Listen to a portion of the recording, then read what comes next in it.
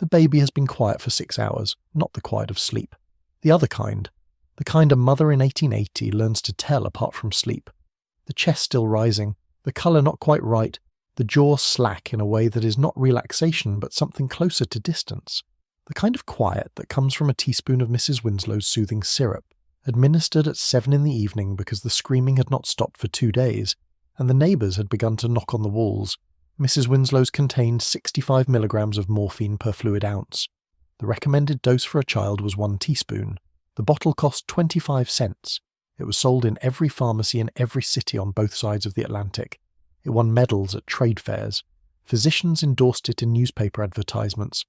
Mothers who used it were considered sensible, not reckless. It was, by every measure of its time, a perfectly ordinary product. The baby would wake up eventually, or it would not. This is the story of a medicine that was given to infants for nearly 200 years, by doctors, by pharmacists, by mothers who loved their children and believed they were doing the right thing. It is the story of a compound called Paregoric, and of the industry that grew up around the idea that a crying child was a medical problem with a chemical solution. It is the story of the Victorian nursery, and of what happened inside it when no one was watching. The facts are not comfortable, but they are true, and they are old enough now to be looked at steadily. Settle where you are. The story will come to you. If you're drifting now, let yourself go. Subscribe so the next story is waiting when you return. Sleep well. A world without dosage instructions. To understand Paregoric, what it was, what it did, why anyone gave it to a child, you have to first understand the world that produced it. Not the world of ignorance, though there was ignorance. Not the world of malice, because there was almost none. You have to understand a world in which pain, particularly the pain of children, was considered a problem that medicine was obligated to solve, and in which the medicine most reliably known to solve it was opium. Opium had been in continuous medical use for roughly 4,000 years by the time Paregoric appeared in the early 18th century. The ancient Sumerians cultivated the poppy. Egyptian medical papyri from around 1500 BCE described it as a remedy for children who cried excessively at night. The specific instruction was to mix it with fly dung into a paste, which tells you something about the era's precision, but the opium itself was not experimental. It was the known thing, the thing that worked. By the 17th century in England, opium arrived in a liquid form called laudanum. Alcohol and opium combined, sometimes with spices, sometimes with saffron, sometimes with nothing else at all. Thomas Sydenham, the physician sometimes called the English Hippocrates, described it in 1680 as so valuable that medicine would be crippled without it. He was not exaggerating by the standards of his time. Before anesthesia, before antibiotics, before any meaningful understanding of infection or inflammation, opium was the one substance that could reliably reduce suffering. It could not cure anything, but it could make the uncurable bearable. The problem in 1700 was consistency. Laudanum varied enormously from one apothecary to the next. One bottle might be weak enough to be nearly useless. Another might be 3 times as potent and lethal in what seemed like a normal dose. There was no standard. There was no regulating body. There was no concept of a regulating body. The apothecary made what the apothecary made, and the patient took what the patient received, and the outcomes were unpredictable in ways that nobody fully understood and nobody was in a position to measure. Into this environment in 1702 came a man named Thomas Dover. Dover was a physician, an adventurer, a privateer, one of the more unlikely figures in the history of pharmacology. He had sailed to the Pacific, participated in the rescue of Alexander Selkirk from the island that later inspired Robinson Crusoe, and returned to England with a sense that medicine needed reorganising the same way a good ship did. What he eventually produced was not a naval reform but a powder, an opium-containing compound that he standardised, measured and promoted with the confidence of someone who had navigated by the stars and expected results. Dover's powder, as it became known, was a combination of opium, ipecac, saltpetre, licorice and tartar. It was used for gout, fevers and pain. It was not specifically designed for children, but it was the first commercially produced opium compound with something approaching a consistent formulation. Dover sold it, physicians prescribed it, and the powder remained in medical use in Britain and the United States well into the 20th century, long enough to be listed in American pharmacopoeias published in the 1950s. Paregoric itself arrived in the 1720s.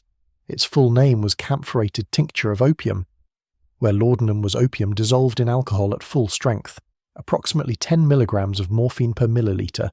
Paregoric was diluted. It contained roughly half a milligram of morphine per milliliter, camphor, anise oil, and benzoic acid. The dilution was intentional. Paregoric was designed as a gentler preparation, one that could be used more freely, and with somewhat less risk of the most extreme effects. The name itself came from the Greek word paregorikon, meaning soothing or consoling. It was, at its origin, a cough remedy. The physician who formalized its recipe, a Dutch-born doctor named Lamore working in Leiden, had not been thinking about infants specifically. He had been thinking about the lungs, about the irritation of chronic cough, about the way camphor cleared the airways and opium suppressed the reflex that kept people awake for nights at a time. He wrote it up, a colleague revised it slightly, and within a generation it had crossed the Channel and the Atlantic and entered the medicine cabinets of households that would never have heard of Leiden or thought much about its pharmacology. What happened next was not sinister. It was logical, in the way that logical things sometimes lead to terrible outcomes.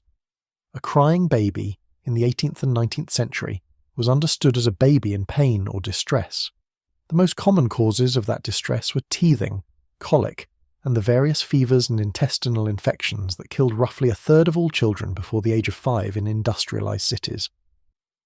If Paregoric could soothe a cough, could suppress irritation, could calm the nerves, and it demonstrably could, then it was reasonable to assume it might also soothe a teething infant, calm a colicky one, bring down the agitation that accompanied fever. This reasoning was not wrong exactly. Paregoric did all of those things. It soothed, it calmed, it stopped the crying.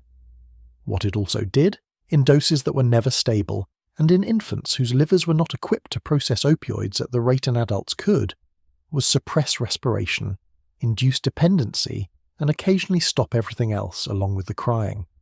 But that was not something that was measurable in 1720, or in 1780, or in 1840.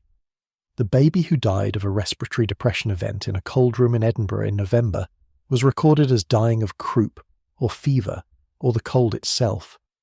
The connection between the teaspoon administered at 8 and the stillness at midnight was not drawn, because no one had the tools to draw it, and because the stillness, when it came, usually came so quietly that it looked like sleep.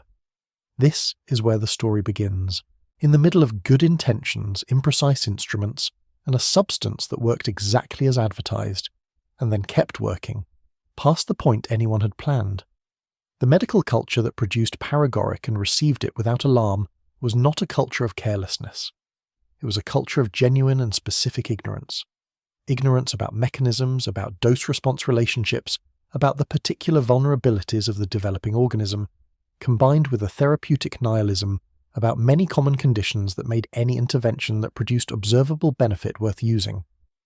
Therapeutic nihilism is a phrase that historians of medicine use to describe the clinical attitude, widely held in the 18th and early 19th centuries, that most diseases either resolved themselves or did not, and that the physician's role was less to cure than to manage the patient's experience while the disease ran its course. This was not entirely wrong. Many of the conditions for which physicians prescribed their elaborate regimens of purging, bleeding, and blistering were indeed self-limiting, and the treatments were often worse than the disease. Therapeutic nihilism was, in this context, a corrective to the overclaiming that characterized much of 18th century medicine. But therapeutic nihilism had a specific gap when it came to pain and distress. It was easier to adopt a wait-and-see attitude toward fever when the fever did not involve screaming. When a patient, adult or infant, was in active distress, the pressure to do something was immediate and powerful, and the doing something that was available and reliable and widely used was opium. The nihilism retreated, and the bottle was reached for because the alternative was to sit with suffering and do nothing, which was intolerable in a way that was not just emotional but reputational. A physician who prescribed nothing for an infant in distress was a physician who appeared to have nothing to offer. This dynamic, the pressure to prescribe something and the availability of something that worked, played out in every interaction between a patient or a parent and the dispensing professional. The apothecary who sold Paregoric was not making a calculated decision to harm. He was responding to a person in distress who was asking for help, with the most effective tool his stock contained. The transaction felt like care. It looked like care. In the absence of better options, it may in some cases have functioned like care. The harm was real, but it was invisible, and the benefit was real and visible, and the pharmacological story underneath both was not available to anyone at the counter. The infrastructure of professional medical knowledge in the 18th and early 19th centuries was also notably limited in its ability to detect and communicate adverse effects. The medical journal system existed, but it was scattered, expensive to subscribe to, and read by a small fraction of practicing physicians.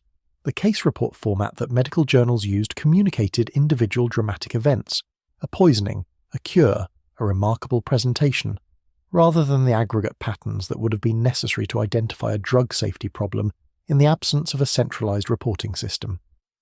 A physician in Edinburgh who noticed that infants given Paregoric sometimes showed unusual depth of sedation had no mechanism to report this observation in a way that would reach his counterpart in Bristol or Philadelphia and alert him to the same pattern. The absence of this infrastructure meant that adverse drug effects, to be visible, had to be dramatic, individual, and attributable to a specific agent without alternative explanation. A death clearly caused by an acute overdose of a named preparation, a case where the dose was known to be large and the timeline from administration to collapse was short enough to be unambiguous, could make it into the record. The slow accumulation of deaths that were each explicable by natural causes, that occurred with a lag between administration and outcome that obscured the connection, that involved an agent being given for legitimate medical reasons to patients with legitimate medical problems. This was precisely the pattern that the existing information infrastructure was least able to detect. Paregoric's harm profile was almost ideally designed to be invisible to the available detection methods. It killed primarily through respiratory depression, which in an infant looks like sleep.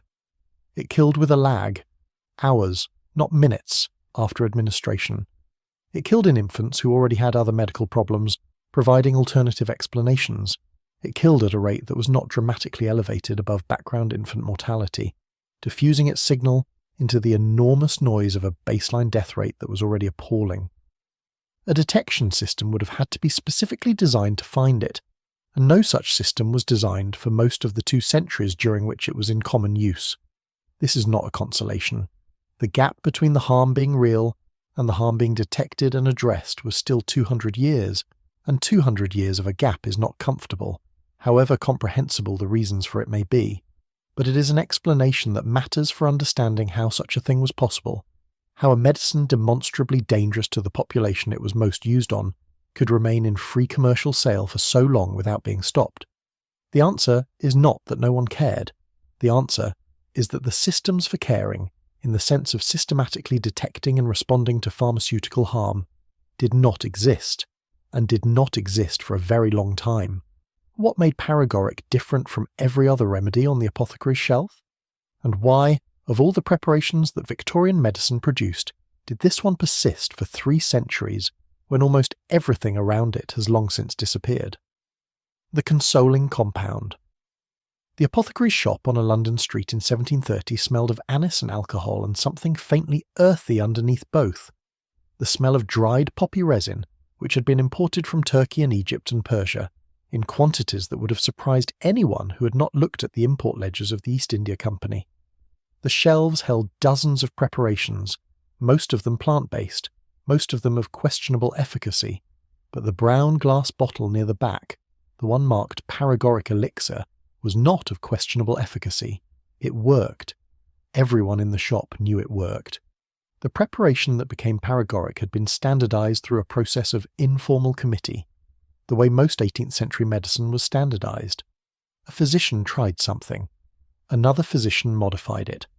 A pharmacopoeia eventually recorded the final version, and from that point forward it existed as an official medicine with a name, a recipe, and a presumed purpose. The London Pharmacopoeia of 1721 listed a version of camphorated opium tincture that would be recognisable to any subsequent pharmacist as Paregoric's ancestor. What it contained in those early formulations was specific enough to be surprising from a modern vantage point. The camphor was there for respiratory reasons. Camphor had been used in medicine since antiquity as something that opened the chest, clarified the airways, brought a cooling sensation to inflamed tissue. The anise oil was there partly for flavour, and partly because anise had its own mild antispasmodic properties that complemented the opium without competing with it.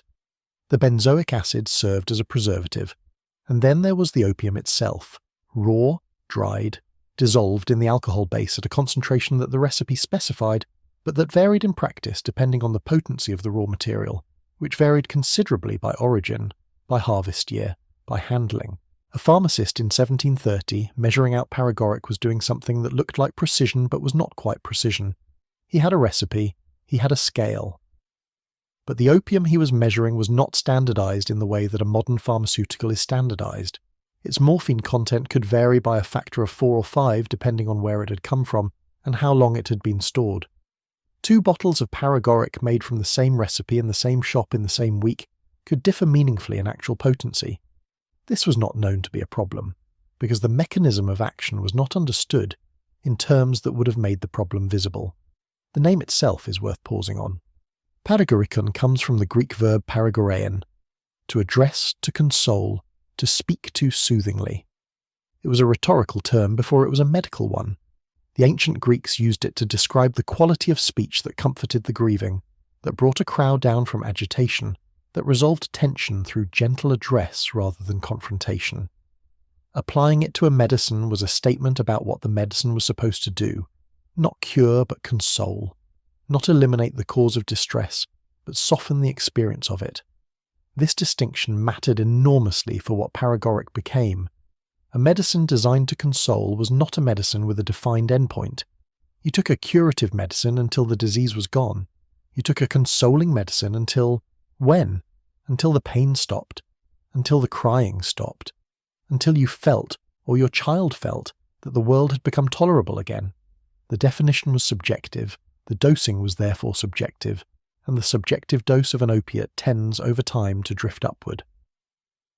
By the 1740s, Paregoric was being sold across England not just by apothecaries, but by general merchants, the 18th century equivalent of a convenience store. This was entirely legal. There were no prescription requirements, no age restrictions, no licensing requirements for the seller. A cloth merchant who also kept a stock of common medicines could sell Paregoric alongside bolts of fabric, and many did. The price was low enough that it was accessible to working-class families who could afford almost nothing else. For these families, in the absence of any other medical care, it was not a last resort. It was often the first and only resort. What Paregoric did to a colicky baby was the same thing it did to anyone in pain or distress.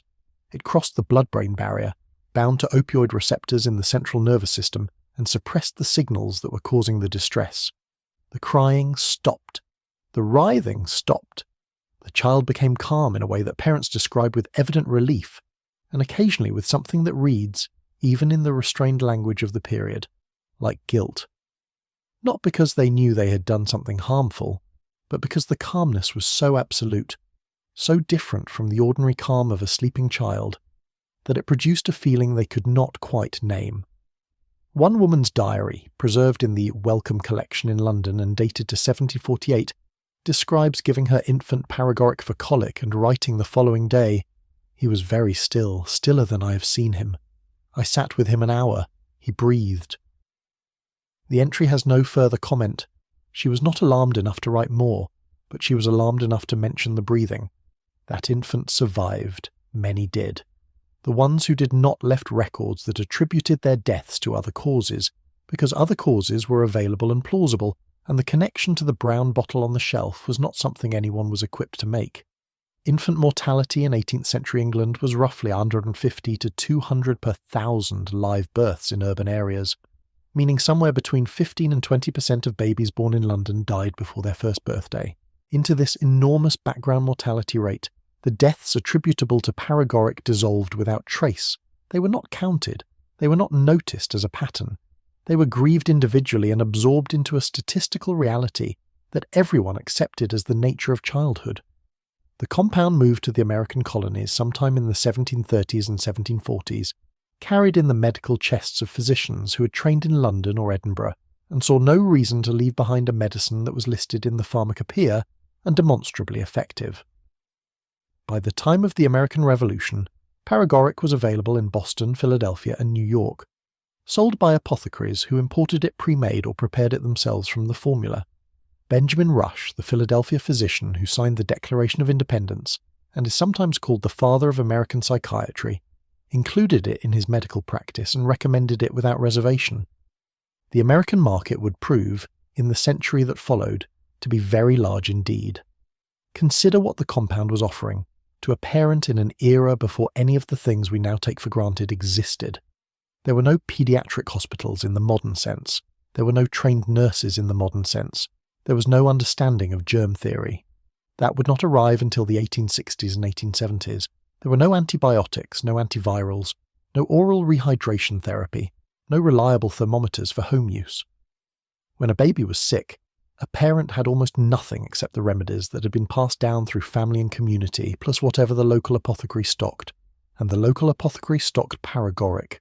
Against that backdrop, the backdrop of genuine helplessness in the face of suffering, the spread of Paregoric was not a mystery, it was an inevitability. The mystery and the tragedy is that it took nearly 200 years before anyone looked at it steadily enough to count the cost. For now, the counting had not begun. The bottles were filled and sold and emptied, and the children either woke up or they did not, and the century moved forward the way centuries do, not noticing its own momentum. The opium that went into the earliest Paregoric preparations in England came primarily from Turkey, from the region around Afyon, a city whose name is in Turkish simply the word for opium. The trade was old. Ottoman merchants had been exporting Anatolian opium to European buyers since at least the 16th century, and by the early 18th century the trade was sophisticated enough to have established quality grades, standard weights, and regular shipping routes through Smyrna and Constantinople. The British East India Company, which would later develop its own opium supply from Bengal, was in this period still a customer of the Ottoman trade rather than a competitor to it. The brown resinous cakes that arrived in London by ship, wrapped in paper and packed in wooden chests, were a commodity with an established market price, an established quality expectation, and an established set of customers who knew exactly what they were buying. What those customers could not know, and what the Turkish merchants who sold to them didn't advertise, was that the morphine content of the product varied considerably by origin and by year. The poppy, Papaver somniferum, is not a consistent producer. Its alkaloid content responds to soil, to rainfall, to temperature at key moments in the growing cycle, to when the capsule is scored and how the resin is collected. A Turkish opium crop from a good year, from well-managed fields in the right soil, might yield a product with 15 or 16% morphine by weight. A less favourable year, or less favourable soil, might yield 8 or 9%. The difference between these was not labelled. The difference could not be tested for. The chemical analysis that would eventually identify and quantify morphine did not exist until 1804, when Friedrich Sertner first isolated it, and did not become routine analytical practice until much later still. An apothecary preparing Paregoric in 1740 was therefore working with a raw material whose potency he knew from experience rather than from measurement. His experience was genuine. A skilled apothecary could assess the quality of opium by smell, texture, taste, and the appearance of the resin. These assessments were not precise enough to determine morphine content within a useful range, but they were not entirely without value either. The experienced apothecary knew the difference between first-quality Smyrna opium and inferior product, and adjusted his formula accordingly, using less of the better material or more of the weaker. This was craft in the original sense, accumulated knowledge expressed through judgment, without quantitative measurement. The problem was what happened when the craft was not present, when a preparation was made not by an experienced London apothecary who had been assessing Turkish opium for 30 years, but by a general merchant in a provincial town who had ordered the recipe from a pamphlet and was measuring ingredients by sight rather than by judgment. Or when a colonial apothecary in Philadelphia or Boston was working with opium that had been shipped from London already processed, aged in transit, of uncertain original quality, and further degraded by the humidity of an Atlantic crossing. The variation in these preparations was not a matter of minor pharmacological nuance. It was potentially the difference between a dose that sedated and a dose that killed. Thomas Dover had understood this problem at some level when he formulated his powder with careful attention to standardization. But Dover's powder was a different preparation from Paregoric, more controlled in its own way, but not directly applicable to the demand for a liquid preparation that could be measured in drops and teaspoons, and given to infants who could not swallow a powder without difficulty. The liquid form was what parents wanted, and the liquid form was what the market provided, and the market's ability to provide consistent quality was limited by the state of analytical chemistry in the 18th century. By the 1760s, Paregoric was included in the Edinburgh New Dispensatory, the influential pharmaceutical reference that shaped British and colonial American pharmacy practice. The Edinburgh listing described the preparation precisely enough that any trained apothecary could reproduce it, and included a note about the therapeutic applications that was both comprehensive and revealing. It recommended Paregoric for coughs, for spasms, for cholera, for diarrhea, for the pain of kidney stones, and for the restlessness of infants. That last indication was not set apart from the others. It was listed with the same medical authority as the kidney stone indication, as though the restlessness of infants were a clinical condition equivalent in its claims on medicine to the pain of renal calculi. In the context of the Edinburgh Dispensatory it was. The therapeutics of the period did not distinguish between adult and infant physiology in any systematic way. The infant was understood as a smaller person, which led to the sensible conclusion that smaller doses were appropriate, but not to the more complex conclusion that the pharmacological response to those doses might be qualitatively different from the adult response. The dosing recommendations for infants were weight-based reductions of adult doses, a logical approach that was, as the subsequent 2 centuries of biochemical research would establish, significantly wrong. The American market that Paregoric entered in the mid-18th century was not simply a smaller version of the British market. It had distinct characteristics that shaped how the preparation was used. The distances between settlements meant that access to trained apothecaries was, outside the major cities, far less reliable than in England. The frontier household that had a stock of Paregoric in its medicine chest might be a day's ride from the nearest professional pharmacist. This meant that the preparation was used by people who had no professional guidance about dosing, no way to consult a physician before administering it, and no resource to turn to if something went wrong except their own observation and whatever knowledge had been passed down through family practice. Benjamin Rush's endorsement of Paregoric was significant not just as a medical authority's imprimatur, but as a practical guide. Rush trained hundreds of students at the University of Pennsylvania, and his clinical teaching was enormously influential in the development of American medical practice. When Rush included Paregoric in his Materia Medica and taught his students that it was appropriate for a range of pediatric complaints, he was not simply recording a fact about contemporary practice. He was propagating a practice across the network of physicians who would go out to establish medicine in every corner of the new republic, carrying their Edinburgh dispensatories and their Rush-trained assumptions about what was appropriate for a sick or crying infant. The woman on the label. She was not a real woman, Mrs. Charlotte Winslow. The name on the bottle, the face in the advertisements, the grandmother figure whose image appeared in newspapers across the United States and Britain from the 1840s onward, had no particular expertise in chemistry, no medical degree, no laboratory. She was a midwife from Maine who had partnered with her son-in-law Jeremiah Curtis to sell a preparation that Curtis had formulated and that Winslow's name would make credible. The logic was simple. Who would you trust with your baby's pain? A male businessman? Or a grandmother who had spent her life among mothers and infants and understood viscerally what it meant to spend 3 nights in a row without sleep because a child would not stop screaming? Mrs. Winslow's soothing syrup launched in 1849 in the United States, in the middle of an era that historians of medicine sometimes call the patent medicine explosion. Between roughly 1830 and 1906, the American market for proprietary medicines, products sold under brand names with secret or partially secret formulas, expanded from a modest cottage industry to a business generating tens of millions of dollars annually. These products were not subject to any federal regulation. They did not have to disclose their ingredients. They could make almost any claim in their advertising, and they did. Mrs. Winslow's was not even the most extreme example of the genre. It was simply the most successful. The formula Curtis developed contained alcohol, sodium carbonate, and 65 milligrams of morphine per fluid ounce of syrup.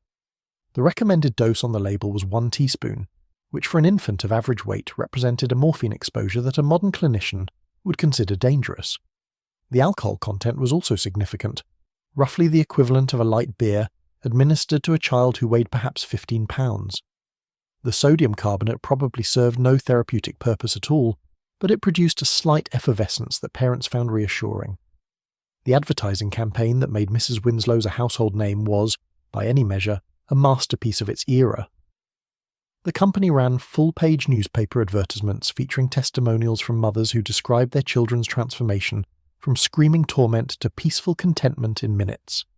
The copy was empathetic, warm, and precisely targeted.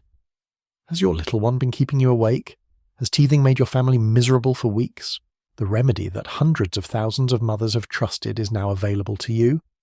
It named competitors' products only to dismiss them as inferior.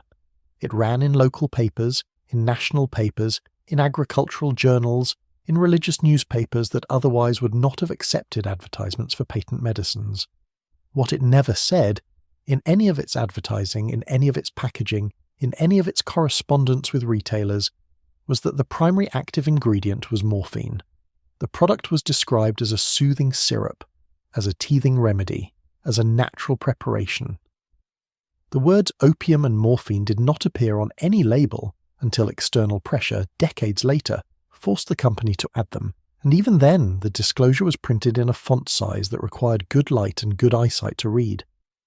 By the 1860s, Mrs. Winslow's soothing syrup was being sold in pharmacies across the United States, Canada, Britain, Australia, and New Zealand. The company was doing business in South Africa. In 1870, it was sold in Buenos Aires. The export operation was extensive enough that Curtis and Perkins, the company had acquired a new corporate partner, maintained overseas offices and agents in more than a dozen countries. The product that a Maine grandmother's name had launched was, within 20 years, a genuinely global enterprise. The price was kept carefully low. 25 cents in the United States in the 1870s, roughly $6 or $7 in modern purchasing power, was accessible to working-class families who might otherwise have been unable to afford any proprietary medicine. This was not a charitable impulse. The working-class market was, by volume, enormous. There were millions of families with infants, and infants teething, and parents who needed sleep, and 25 cents was the price at which millions of units could move. The profit margin on morphine-containing syrups was substantial once the scale was sufficient, and the scale became sufficient quickly. The medical profession's response to Mrs. Winslow's and products like it was, for most of the 19th century, muted. Some physicians were genuinely unaware of the morphine content. The lack of ingredient disclosure was not just a consumer problem, but a professional one. Others were aware and did not consider it particularly alarming, because morphine was a standard medical tool, and the doses in a teaspoon of soothing syrup were not understood to be categorically different from the doses a physician might administer directly. The framework for thinking about infant opioid sensitivity did not exist. The question of whether an infant's liver metabolized morphine differently from an adult's had not been systematically investigated. A handful of physicians did raise concerns. In 1860, a Boston physician named Walter Channing published a paper noting that infants brought to his clinic in states of extreme sedation had almost invariably been given paregoric or similar preparations within the previous 12 hours. He was not certain this was causation rather than correlation. Parents might give sedating medicines to infants who were already seriously ill, but he thought the pattern was worth noting. His paper was noted and then largely ignored. Meanwhile, the testimonials kept appearing, the advertising kept running, the sales kept rising. In 1884, the company reported that Mrs. Winslow's soothing syrup had sold its 100 millionth bottle. The figure was probably inflated for promotional purposes, but even a third of that number represented an extraordinary volume of morphine-containing liquid distributed to parents of infants across multiple continents. The woman on the label looked down from shop windows and newspaper pages with an expression of serene confidence. She had no idea what was in the bottle. She had been dead for 15 years by 1884, but her name was still selling morphine syrup to mothers who trusted her, because she looked like someone who had held many babies and understood pain and knew what helped. She looked, most of all, like someone who would not mislead you about your child. The distribution system that made Mrs. Winslow's soothing syrup ubiquitous within a decade of its launch was not built on advertising alone, though the advertising was remarkable. It was built on the railroad. The expansion of the American railway network in the 1850s and 1860s from approximately 9,000 miles of track in 1850 to more than 35,000 by 1865, transformed the logistics of consumer goods distribution in ways that benefited no category of product more than the patent medicine industry. A preparation manufactured in a centralized facility in the Northeast could now be shipped to retail outlets in Ohio, in Illinois, in Missouri, within days rather than weeks. The economies of scale that centralized production allowed could be extended to markets that had previously been too remote to serve profitably. Curtis and Perkins understood this immediately.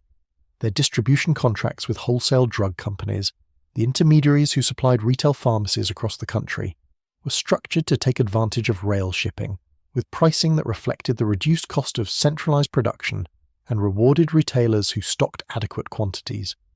A pharmacist in Cincinnati or St. Louis or Chicago who agreed to keep a certain minimum stock of Mrs. Winslow's received it at a wholesale price that left a healthy retail margin, which gave the pharmacist a financial incentive to recommend it, or at least to stock it prominently. The advertising placed in local newspapers was calibrated to reinforce the retailer relationship. The advertisements did not simply describe the product's benefits in the abstract. They included, in many versions, a line at the bottom naming local retailers where the product could be purchased. This was a significant innovation in 19th century consumer marketing. The tying of national brand advertising to local retail availability, creating a loop between mass media promotion and local commercial transaction that would become standard practice in the 20th century but was novel and effective in the 1850s. The newspaper industry's dependence on patent medicine revenue in this period was not a minor quirk of economic history. By the 1880s, patent medicines were the single largest advertising category in most American newspapers, accounting in some estimates for a quarter to a third of total advertising revenue. This dependence had direct consequences for coverage. Newspapers that ran patent medicine advertising, which was most newspapers, were reluctant to publish investigative material that cast doubt on the products, because the risk of losing the advertising revenue was real and immediate. Editors made these calculations openly in some cases, and quietly in others, but the calculation was being made. The consequence was a press environment in which critical information about soothing syrups was systematically suppressed not through censorship but through economic incentive. A physician who wrote a letter to his local newspaper describing the opioid content of Mrs. Winslow's soothing syrup might find the letter not published, or published in a form that removed the most specific claims. The editor was not doing anything unusual by 19th century standards. He was protecting a business relationship. But the cumulative effect, across hundreds of newspapers and decades of advertising, was that the public discourse about these products was substantially controlled by the companies that profited from them. The British market for Mrs. Winslow's developed through a similar combination of advertising and distribution management. The company established a London office in the 1850s and placed advertising in British newspapers that was carefully adapted to the British market's tone and reference points. The American product was presented not as foreign, but as the discovery of a woman who embodied the trusted grandmother type recognizable to any culture, a woman who knew babies, who had experience, who was offering knowledge that transcended national boundaries. The British testimonials were gathered from British mothers. The endorsements cited British physicians. The product's American origin was mentioned only when American provenance served a marketing purpose, which was less often than might be expected. By the 1870s, Mrs. Winslow's was the best-known soothing syrup in the English-speaking world and one of the best-known consumer brands of any kind. Its name had passed into the language in the way that very few product names manage. It was used generically by people who had never seen an advertisement for it as a term for any infant soothing preparation, in the way that later generations would use brand names for product categories without intending specific reference. When a character in a novel published in 1878 refers to a dose of Mrs. Winslow's, the author does not explain what Mrs. Winslow's is. The reader was expected to know. This kind of cultural saturation is usually evidence of genuine utility, not just marketing. Mrs. Winslow's worked in the sense that it reliably stopped infant crying, that it worked through opioid sedation rather than through any specific treatment of the underlying cause, was a distinction that, without the knowledge of its opioid content, was impossible for a parent to make. The baby was crying, the syrup was given, the baby stopped crying. The inference that the syrup had addressed the cause was natural and nearly universal. The alternative inference, that the baby had been pharmacologically silenced rather than helped, required knowing what was in the bottle, which the label did not say, and the company was not volunteering. The morphine content of 65 milligrams per fluid ounce was not an accident of formulation. It was approximately what was needed to produce reliable sedation in an infant, while remaining below the concentration that would produce obvious acute toxicity in a majority of cases.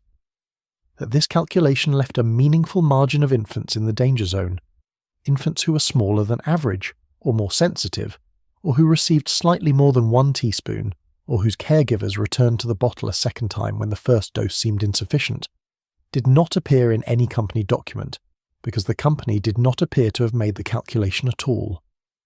The formulation was probably arrived at empirically. This is the concentration that produces the desired effect without too many obvious problems. The acknowledgement of too many as a relevant category for infant deaths was itself a significant ethical threshold that the industry had not approached, let alone crossed. If something in this hour has stayed with you, a name, a detail, a product you'd never heard of, leave it in the comments. I read every one. For now, let your thoughts go quiet. The industry that made Mrs. Winslow's a household name had a competitor that was older, cheaper, and in some ways more deeply embedded in the texture of Victorian working life. To understand why, you have to go to the mills, Godfrey's children. Mrs. Winslow's had competition, and the competition had been there first. Godfrey's Cordial was a British preparation that predated Mrs. Winslow's by more than a century.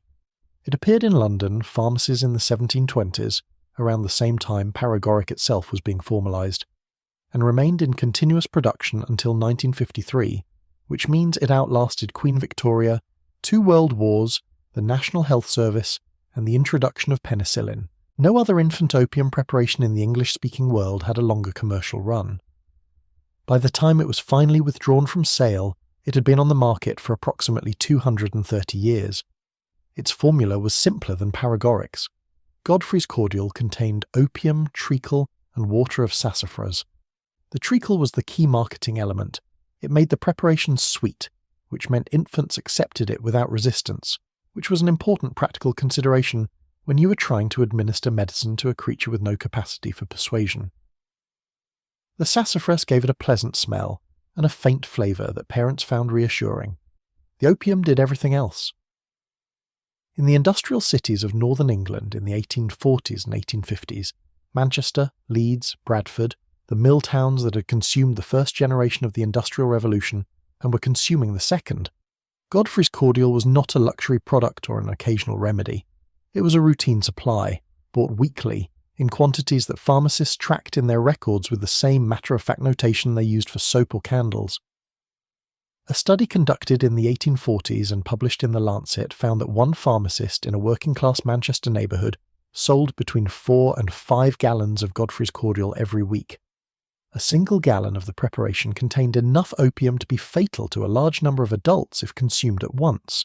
4 to 5 gallons per week, in a single pharmacy, in a single neighbourhood. The reason was not recreational use, or not primarily. The reason was the factory system.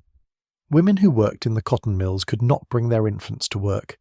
Childcare in any organised sense did not exist. What existed were minders. Women, usually older, sometimes elderly, who took in the infants of working mothers for a weekly fee and cared for them, in groups of sometimes a dozen or more, in cramped rooms in back streets.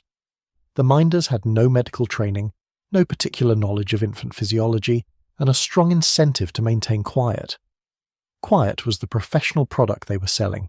An infant who did not scream all day was evidence that the minder was competent and kind, which brought in more business. Godfrey's Cordial was how quiet was manufactured. The minders dosed the infants in their care, sometimes with Godfrey's, sometimes with Paregoric, sometimes with preparations that went by names like Atkinson's Infant's Preservative, Dalby's Carminative, or the frankly named Street's Infant's Quietness. These products were all variations on the same essential chemistry. Opium, in some concentration, in some vehicle. The infants who received them spent their days in a pharmacological haze, neither asleep nor awake, neither distressed nor genuinely content, existing in the grey territory between consciousness that opiates create in anyone and that creates, in an infant who cannot describe it, a silence that looks like peace. The mortality rate among infants in the care of these minders was predictably catastrophic. A parliamentary inquiry in 1871 attempted to quantify it. The inquiry, which gathered testimony from physicians, pharmacists, factory inspectors, and local officials, found that in certain districts of Nottingham, where lace-making employed a comparable proportion of women to the cotton mills of Manchester, infant mortality among children left with minders was running at approximately twice the rate of infants cared for at home by their mothers. The inquiry did not establish a clean causal link, because establishing clean causal links was not something Victorian epidemiology was well equipped to do, but the testimonies were suggestive. One pharmacist in Nottingham described a minder who purchased a pint of Paregoric every 3 days for the 8 infants in her care. He had said nothing to her about it. It was not his place to say anything. She was a paying customer. There were other preparations targeting slightly different anxieties. Atkinson's infant's preservative was specifically marketed as a cure for convulsions, which were common in infants with high fevers and were among the most terrifying things a parent could witness. The word preservative in the name was chosen carefully. It implied that the product would preserve the infant's life, a direct appeal to the fear that the convulsion itself might be fatal. The preparation contained opium at concentrations that would suppress the nervous system sufficiently to prevent convulsions in some cases, but that would also, in overdose, suppress it sufficiently to prevent breathing. Dalby's Carminative was sold specifically as a remedy for colic and wind, and its formula was closer to Paregoric than to Godfrey's Cordial. It contained camphor and anise alongside the opium, an echo of the original 18th century recipe. It was targeted at a slightly more prosperous market than Godfrey's, was priced accordingly, and was sold in more attractive packaging with more elaborate advertising. The class distinctions of Victorian society extended even to infant opium preparations. The poor got Godfrey's treacle, the modestly comfortable got Dalby's, and the genuinely prosperous got Mrs. Winslow's, with its American glamour and its full-page newspaper endorsements. The total market for these products in Britain in the 1860s is difficult to calculate precisely, because many were sold without systematic record-keeping, and some small chemists compounded their own versions without any official name. But a reasonable estimate based on import data for raw opium, pharmaceutical records from the major wholesalers, and the parliamentary inquiries of the period suggests that English infants were collectively receiving several £1,000s of opium per year in the form of soothing preparations. Not all of it was in doses that caused harm. Some of it, perhaps much of it, produced nothing more than a few hours of sleep and a slightly groggier than usual morning. But across the volume involved, the statistical certainty was that some of it was killing children who would otherwise have survived. A coroner in Birmingham, testifying before a select committee in 1857, put it with the directness that Victorian officials sometimes achieved when they were tired of being diplomatic. I have no doubt in my mind that a considerable number of the infant deaths I record as being from convulsions, from debility, from exhaustion, are in fact deaths from these preparations. I cannot prove this in any given case. I cannot prove it because no one measures the opium in the blood of a dead infant, and if they did they would not know what level was lethal. But I have seen enough mothers bring their children in quiet and take them home to bury them that I have formed my view, and my view is that the numbers are not small. His view was noted. The sales continued. The minders kept their pints of Godfrey's. The mills kept running. And the infants of Victorian England kept passing through the quiet grey territory between waking and not waking, in their dozens and hundreds and thousands, in back rooms that smelled of treacle and sassafras and something, underneath both that no one quite knew how to name. The minders' economy in the industrial cities of northern England operated with a logic that was entirely coherent within its own constraints, even if those constraints were themselves a product of larger systems that were generating misery at an industrial scale. A woman who ran a minding operation in Manchester in 1850 might be caring for 8 to 12 infants simultaneously, ranging in age from a few weeks to 18 months or 2 years. She was paid by the week per child, at a rate that reflected the family's ability to pay rather than any fixed standard, typically between a shilling and 2 shillings per child per week in the mid-19th century, at a time when a mill worker's weekly wage might be 7 to 9 shillings. The arithmetic of the minder's situation is worth performing carefully, 8 children at 1 and 6pence each per week produced 12 shillings, less than 2 shillings above what a mill worker earned, before the cost of the food and fuel required to run a minding operation. The margin was thin. Any expense that could be reduced would be reduced. Pint of Godfrey's Cordial, 4pence to 6pence, lasting 3 days. Cost per child per day of maintaining silence through chemical means, approximately halfpenny. Cost of being the minder whose charges cried continuously, and whose clients transferred their business to quieter operators, the entire enterprise. The economic rationality of using Godfrey's Cordial was therefore not an aberration of the minding economy. It was built into the minding economy at its structural level. A minder who chose not to use it was choosing a competitive disadvantage that her profit margin could not accommodate. This is not a defense of the practice. It is an explanation of why the practice was nearly universal and why it persisted as long as it did without being suppressed by market forces. Because the market forces were not aligned against it. They were aligned in its favour. The infants themselves, moving through the minding economy, experienced something that no adult in their lives was equipped to describe or document. In the hours of Godfrey's induced sedation, they were not sleeping in the normal sense. Sleep in infants involves distinct phases of activity: active sleep, quiet sleep, each serving developmental functions that were not understood in 1850 but have since been established as important for brain development, for the consolidation of sensory experience, for the development of the neurological patterns that underlie later cognitive and emotional function. Opioid sedation suppresses these patterns. The infant in a Godfrey's haze was not getting the developmental benefit of sleep. It was getting the developmental equivalent of anesthesia, the cumulative effect of months of daily opioid administration during the most neurologically sensitive period of human development is a question that the history of soothing syrups poses but cannot answer. The infants who passed through the minding economy of Victorian Manchester and survived to adulthood did not know what had been given to them in those back rooms. They carried no conscious memory of it. Whatever neurological effects had occurred were invisible to them and to everyone around them, indistinguishable from the enormous variation in cognitive and emotional function that the adult population always presents. The specific contribution of early opioid exposure to adult outcomes was not something that could be extracted from the noise. The geography of soothing syrup use in Victorian Britain was not random. It tracked almost exactly the geography of female industrial employment, which in turn tracked the geography of the textile and pottery industries. Manchester, Bradford, Leeds, the potteries. These were the areas where parliamentary inquiries found the heaviest use of Godfrey's and similar preparations. Rural areas, where women were less likely to work in factories and more likely to have family-based childcare arrangements, showed lower use, though not zero use, because Paregoric was sold in rural pharmacies too, and was used for the full range of indications that the Edinburgh dispensatory had listed. London was a more complex case. The metropolis had a large working population, but the nature of London employment was different from the north, more varied, more seasonal, less concentrated in single large industrial facilities. London also had a large middle-class population with access to physicians, to domestic servants, and to higher quality medical information than the working-class populations of the mill towns. But London also had its East End, its Bermondsey, its Whitechapel, districts where infant mortality rates rivaled the worst of the northern cities, and where the minding economy operated with the same economics and the same pharmaceutical shortcuts. Charles Booth's survey of London poverty, conducted in the 1880s and 1890s, includes occasional references to the use of Godfrey's Cordial in the poorest districts, attributed in the survey's characteristic flat tone to the custom of giving infants opiates, which is common in this district. The survey does not dwell on it.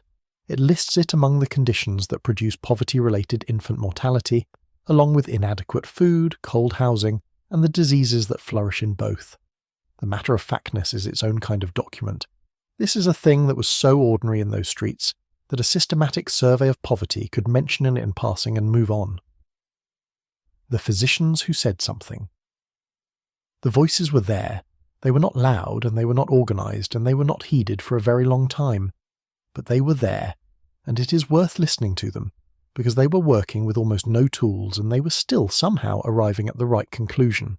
Charles Dickens knew about Godfrey's Cordial. He mentioned it in his journalism, in the household words pieces he wrote about working-class London in the 1850s, with a specificity that suggests he had reported on it carefully and was not merely repeating a rumour. He noted that the practice of giving it to infants in the care of minders was common enough to be described as standard, and that the infants so treated were observable, by anyone who looked, in states of torpor that did not resemble healthy sleep. Dickens was not a physician, but he was a precise observer, and precision was what was needed. Among physicians, the clearest early voice belonged to a man named John Harley, who practiced medicine in London in the 1860s and wrote a paper in 1864 titled On the Therapeutic Use and Toxic Effects of Opium in Infancy. Harley had done something that very few of his contemporaries had done. He had attempted to collect cases. He had corresponded with other physicians, asking them to report cases in which infant patients had been given opium preparations and had experienced adverse outcomes. The response was not overwhelming. Most physicians did not keep the kind of records that would have made case collection easy, but Harley gathered enough material to make an argument. His argument was that infants were categorically more sensitive to opium than adults, and that the doses considered safe by the prevailing medical wisdom were not safe. He was correct. What he lacked was the biochemical explanation, the understanding of how an infant's liver enzymes differ from an adult's, how the blood-brain barrier in a newborn is more permeable to opioids than in an older child, how the respiratory control centres in a developing brain are more vulnerable to suppression. Those explanations were decades away. But the clinical pattern, infants given what were considered moderate doses going into respiratory depression that adults would not have experienced at the same weight-adjusted dose, was there in Harley's cases, and he described it carefully. The medical establishment's response was polite and largely dismissive. The British Medical Journal published his paper and appended a note suggesting that his conclusions were probably overstated. The prevailing view was that Paregoric and Godfrey's and similar preparations were safe when used sensibly, and that the adverse outcomes Harley described were the result of misuse, not of any inherent problem with the preparations themselves. This was a comfortable position, because it placed responsibility on individual parents and minders rather than on the products or the manufacturers or the pharmacists who sold them without question. In the United States, a comparable figure emerged in the 1870s in the person of Abraham Jacobi, a German-born physician who had trained in Europe, served time in a Prussian prison for his political views, emigrated to New York, and became one of the founders of American pediatrics. Jacobi was not a quiet man. He was constitutionally opposed to quietness in medical matters, where he thought quietness was wrong, and he thought the use of opium preparations in infants was definitively wrong. He wrote about it, lectured about it, argued about it at medical society meetings with a persistence that his colleagues found, depending on their disposition, admirable or exhausting. What Jacobi specifically objected to was not the existence of Paregoric as a medical tool. He was not categorically opposed to opium, which would have been a nearly untenable position for a physician of his era, but the casual administration of it to infants by non-physicians, without any understanding of dosing, in quantities that were determined by how much crying the parent or minder wanted to stop rather than by any considered medical judgment.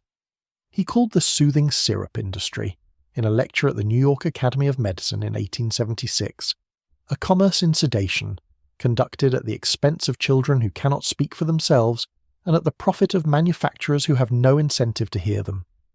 This was strong language for a medical lecture in 1876. Jacobi had enemies, and his enemies noted that he had a tendency toward hyperbole. But the core of his complaint was accurate, and its accuracy would be confirmed repeatedly in the decades that followed by investigators who had no particular sympathy for his political positions. The problem that reformers like Harley and Jacobi faced was structural as much as scientific. The science was genuinely incomplete. The mechanism of infant opioid sensitivity was not understood, and in the absence of mechanism, clinical observation could always be attributed to confounding factors. But the structural problem was that the preparation they were criticizing was the same preparation that most physicians used, in adjusted doses, in their own practices. Paregoric was in the British pharmacopoeia, the American pharmacopoeia, the pharmacopoeias of a dozen other nations. It was a legitimate medical tool, prescribed by physicians to adults and children, for conditions ranging from diarrhea to cough. To say that it was dangerous in over-the-counter soothing syrups was not wrong, but it required carefully distinguishing between medical use under supervision and casual use in the home, and that distinction was not easy to maintain when the chemistry was identical. There was also the problem of alternative explanations. When an infant died whose parents had been giving them Godfrey's Cordial, the cause of death was almost always attributed to a natural disease process, the fever, the colic, the convulsions, rather than to the remedy. Physicians who suspected otherwise had no way to prove it. The test that would have confirmed opiate toxicity did not exist. The standards for autopsy in infant deaths were minimal. The social pressure on a coroner to record a death as natural rather than as potentially iatrogenic, caused by medical treatment, was real and consistent.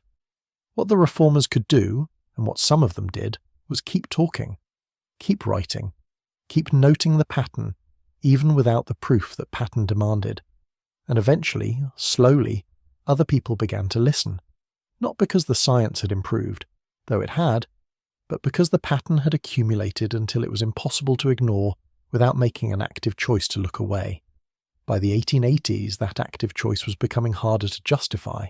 The deaths were still being recorded as natural, but more and more physicians were adding a second cause of death to their notes, in parentheses, unofficially, a small notation that said, opium preparation administered, not for the record, not for a legal proceeding, just to remember that they had seen something, and that they had not been able to say it out loud yet.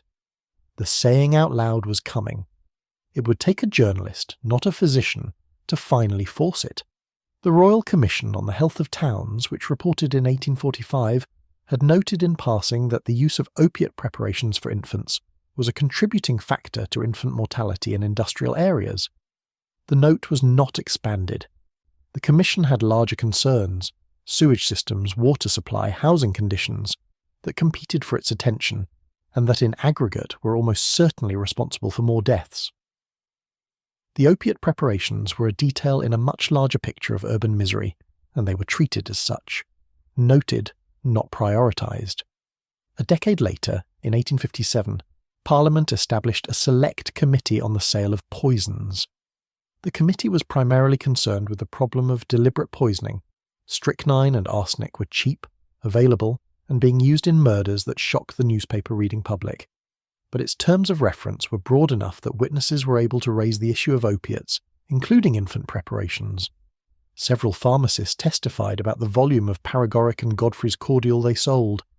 One Nottingham pharmacist, whose testimony is worth retrieving in its original language, told the committee that he had sold sufficient Godfrey's Cordial in the previous year, if it were distributed equally among the infants of his district, to kill every one of them. He did not mean this literally. He meant it as an indication of the volume, and as an expression of his own discomfort with being the mechanism through which it reached the families of his neighbourhood. The committee's recommendation was a Pharmacy Act, which passed in 1868. The Act required that poisons, including opium and its preparations, be sold only by registered pharmacists, and that purchasers of named poisons sign a poison register. The list of scheduled poisons was specific, and Paregoric was included, but Godfrey's Cordial was not on the list under that name, because it was sold as a proprietary medicine rather than as a stated opium preparation. This was a loophole wide enough to accommodate the entire soothing syrup industry, and the industry drove through it without difficulty. The pharmacists who had testified before the Select Committee were not all comfortable with the situation. The professional identity of the Victorian pharmacist was in a transitional period. The Pharmacy Act itself was part of a professionalisation movement that sought to distinguish trained pharmacists from general traders, to establish standards, to create an ethical framework. Within that framework, the casual sale of opium preparations to anyone who walked in and asked for them was becoming harder to rationalise, even if it remained entirely legal. Some pharmacists in this period began exercising individual judgment about sales, asking questions, noting when the same customer was buying Godfrey's at a frequency that seemed high, declining sales to customers they found suspicious. This was entirely discretionary, entirely informal, and entirely insufficient as a systemic response. But it represented the beginning of a professional conscience on the matter. John Harley, the physician whose 1864 paper failed to generate the response it deserved, continued his practice in London for another 2 decades after the paper's publication, accumulating more cases that confirmed his original observations. He updated his analysis in 1875, adding new case material and responding to the criticisms that the British Medical Journal had appended to his original paper. The response was better received than the original. The decade between them had seen enough additional voices raised on the subject that the argument was no longer quite as isolated as it had been. But it was still not the response the evidence demanded. The pattern of Harley's experience, being right, being dismissed, being partially rehabilitated, never being fully vindicated within his own lifetime, is so common in the history of medical reform that it has almost the quality of a law. The person who first identifies a problem in medicine is almost never the person who achieves the reform that addresses it. The identification and the reform are separated by the time required for the accumulating evidence to overwhelm the inertia of established practice, the resistance of commercial interests, and the entirely human tendency to believe that what has always been done is, if not optimal, at least adequate. Harley planted the flag. Other people arriving later with heavier equipment would eventually drive it in. The science that would eventually explain why infants were so sensitive to these preparations did not arrive for another century. But the clinical pattern was already visible to anyone who chose to look in the 1860s. Why did it take so long for looking to become acting? The poison squad's smallest victims. Harvey Washington Wiley was a chemist from Indiana who had never intended to change American history. He had intended to be a physician, trained as one, found it unsatisfying, moved into chemistry, and ended up as chief of the Bureau of Chemistry in the United States Department of Agriculture in 1883, a position that had no particular prestige and a budget that made serious research difficult. What it did have was access to the American food and drug supply, and Wiley, once he started looking at the American food and drug supply, became a man with a mission. His most famous project was the Poison Squad, a group of young men, volunteers from within the Department of Agriculture, who agreed to eat meals containing measured doses of chemical preservatives so that Wiley could document the effects on human health. The squad tested borax, formaldehyde, benzoic acid, and a range of other additives that food manufacturers were using without restriction or disclosure. The project generated enormous newspaper coverage, partly because the concept of deliberate self-poisoning in the name of science was inherently dramatic, and partly because Wiley understood the press and cultivated it with the instincts of a natural communicator. But while the Poison Squad was eating its way through the chemistry of adulterated food, Wiley was also compiling a different kind of file, one that dealt with patent medicines and with the infants who were dying from them. The file had been growing for years before Wiley began acting on it. His bureau received complaints from physicians, from pharmacists who had begun to feel uneasy about what they were dispensing, and from parents who had connected a cause to an effect and were not sure what to do with the connection. The complaints described products that Wiley's chemists had already analysed: Mrs. Winslow's soothing syrup, Godfrey's Cordial, Kopp's baby friend, McMunn's elixir of opium, and a dozen others. The analysis showed morphine, heroin, alcohol, and cocaine in preparations marketed specifically for children, with labels that disclosed none of these ingredients. Kopp's baby friend was a particular case. The product was sold in the United States in the 1890s and early 1900s as a teething remedy. Its label featured an illustration of a round-cheeked, healthy-looking infant and the tagline, "A friend to every baby." Wiley's chemists determined that it contained morphine at a concentration roughly equivalent to 1/6 of the concentration in Mrs. Winslow's, lower but not negligible and emphatically not disclosed. The advertising copy for Kopp's baby friend included testimonials from mothers who described the product as perfectly safe and natural, the word natural appearing in a context that implied the absence of any chemical intervention at all. The journalist who helped translate Wiley's file into public outrage was Samuel Hopkins Adams, a writer for Collier's Weekly who published a series of investigative pieces in 1905 and 1906 under the collective title, The Great American Fraud. Adams was a skilled journalist in the tradition of the muckrakers, thorough, readable, strategically outraged. He had access to Wiley's chemical analyses, and he used them to build a case that was, by the standards of American journalism in 1905, extraordinarily specific. He named products. He named companies. He named the concentrations of opiates that the products contained. He described, in language that was vivid without being sensationalist, what those concentrations did to infants who received them. One passage in Adams's series described a mother who had given her 6-month-old child a soothing syrup for several weeks to manage teething pain, and who noticed that the child had become difficult to rouse in the mornings and was less responsive during the day than it had been previously. When the syrup was discontinued, the infant became markedly irritable, cried continuously for several days, and eventually returned to normal. Adams did not use the word addiction, which was not yet in common use in the way it is now, but he described withdrawal with sufficient accuracy that any reader paying attention could understand what had happened to that infant. The political machinery moved slowly, in response to the journalism and to the advocacy that Wiley and others sustained over the following years. The Pure Food and Drug Act was signed by President Theodore Roosevelt on June 30, 1906.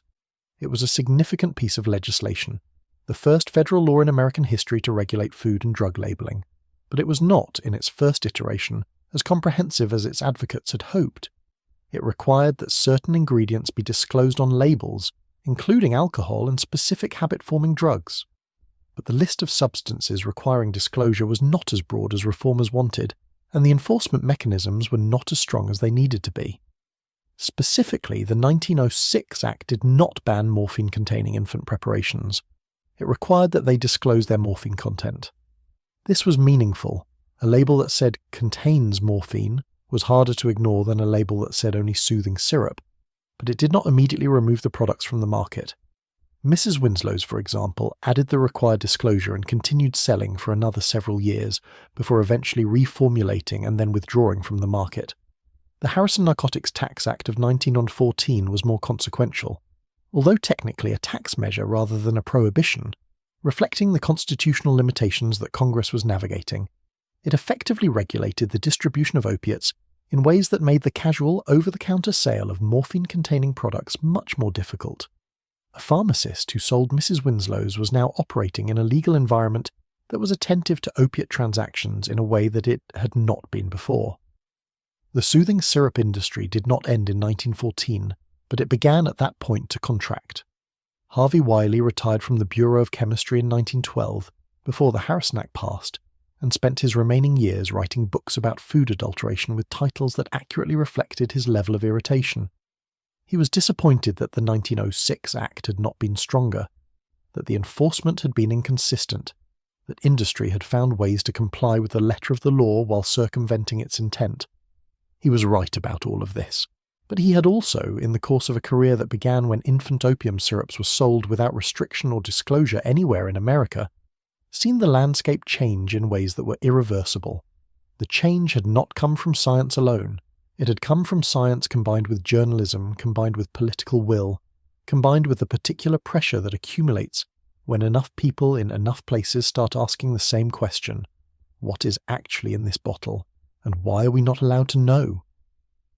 The question, once asked loudly enough, was impossible to suppress.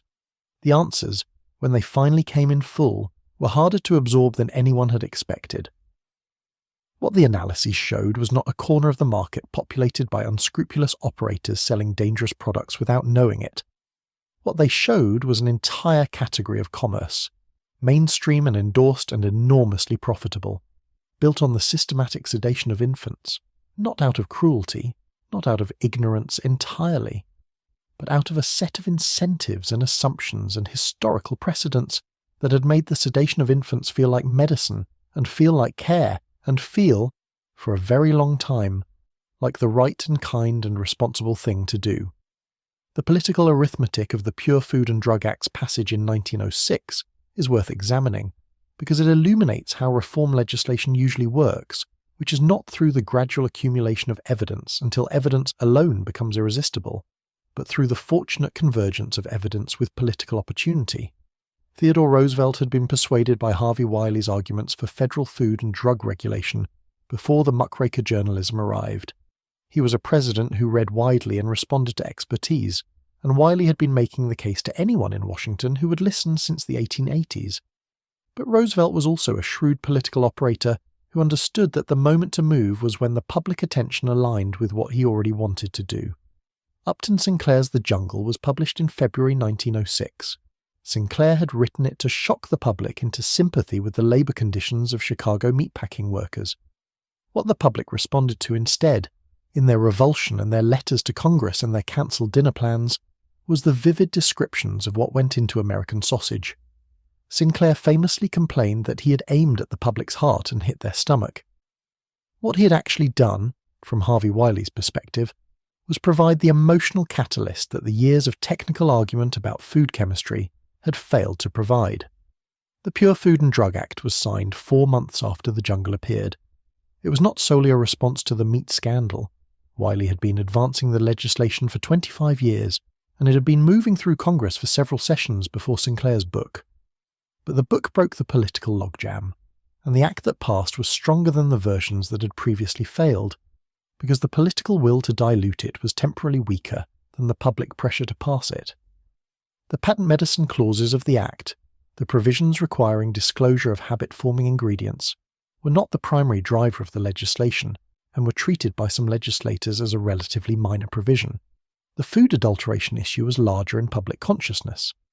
But the medicine disclosure provisions were more consequential for the soothing syrup industry than the food provisions were for the food industry, because the soothing syrup industry's entire business model depended on not disclosing what its products contained.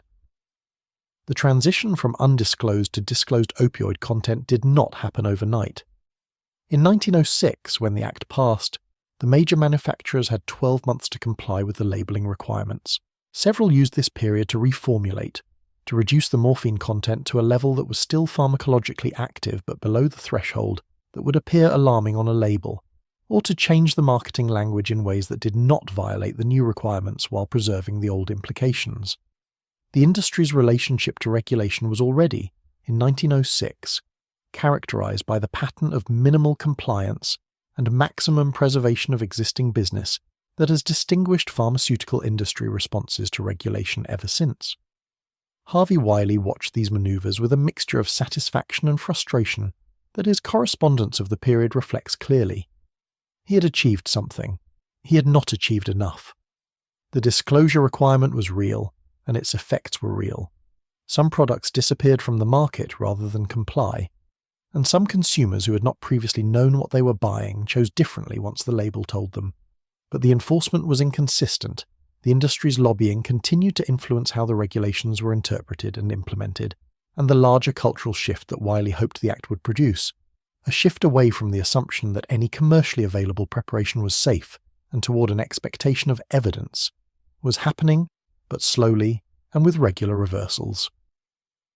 Samuel Hopkins Adams, who'd done as much as anyone to move the journalism that moved the legislation, returned to the subject of patent medicines periodically through his long career.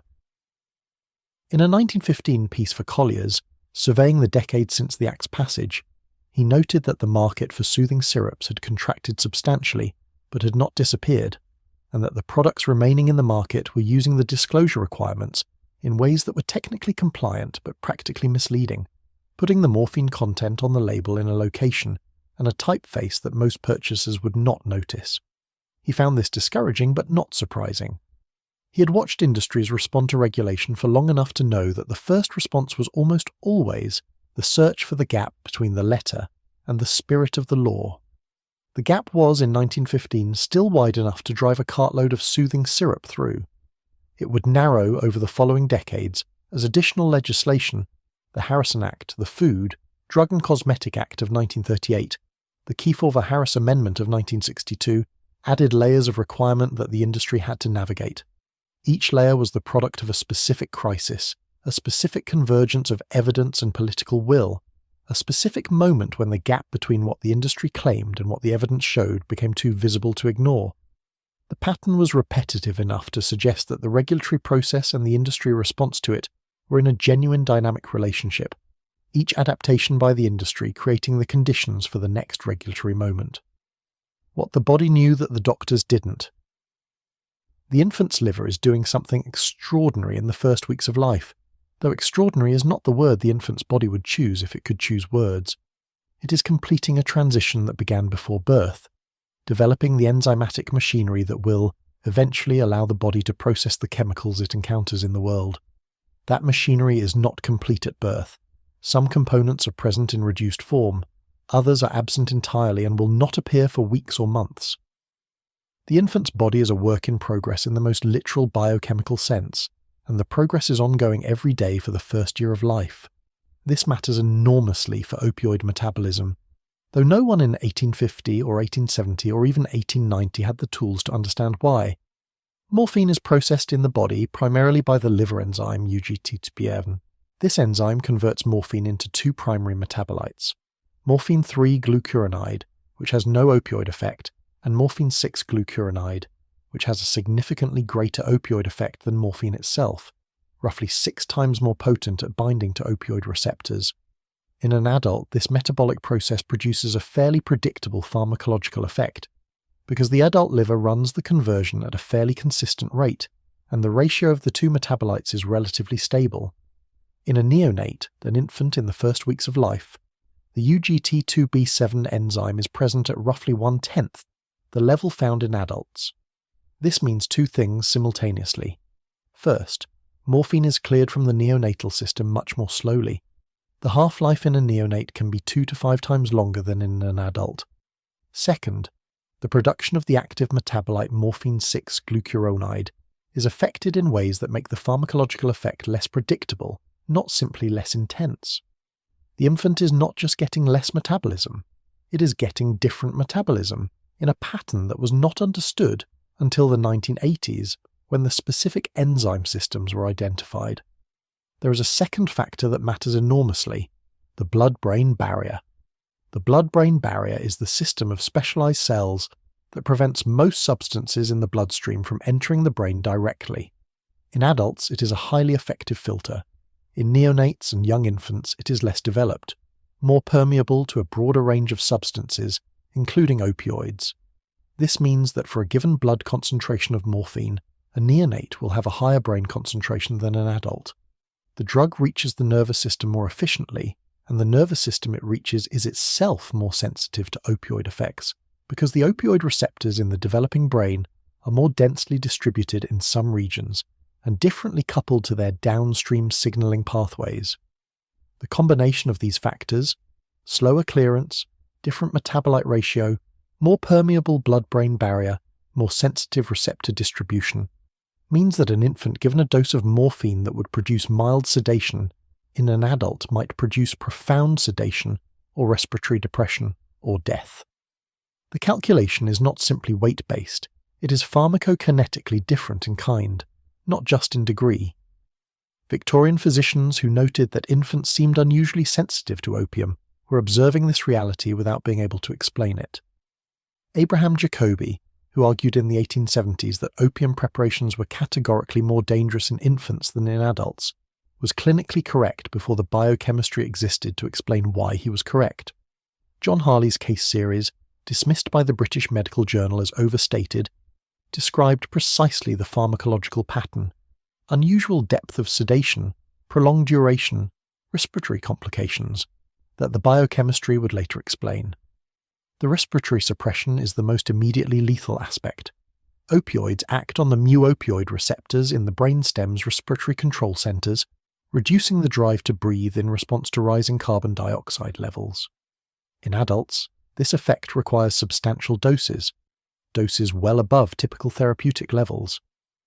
In neonates, whose respiratory control is already immature and whose brainstem centers are more sensitive to opioid effects, the margin between sedating and respiratory suppressing is much narrower. An infant placed in this state, in a cold room, wrapped in blankets, with its respiratory drive suppressed and its caregiver asleep. This is an infant in significant danger, and the danger produces no symptoms that would alert anyone within earshot. The death looks like sleep.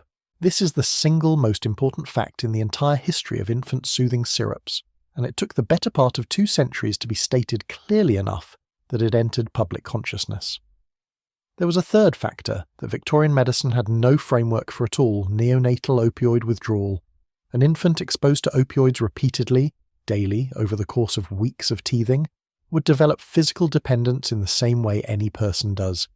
When the preparation was withdrawn, the infant would experience withdrawal, irritability, crying, tremor, difficulty feeding, abnormal sleep patterns, in severe cases seizures. These are precisely the symptoms that Harley and others noted when soothing syrups were discontinued. The infants cried more, not less, after the preparation was stopped, leading parents to conclude that the preparation was necessary and to restart it. The cycle this created was, from the outside, indistinguishable from a medical condition that required ongoing treatment. The colicky baby who cried endlessly when not given Godfrey's, and was calm when it received it, appeared to need Godfrey's, appeared to be a baby whose condition was genuinely helped by the preparation. The idea that the crying might be caused by the preparation itself, rather than by the original condition the preparation was treating, required a conceptual framework that did not exist. Addiction in adults was beginning to be discussed in the 1870s and 1880s.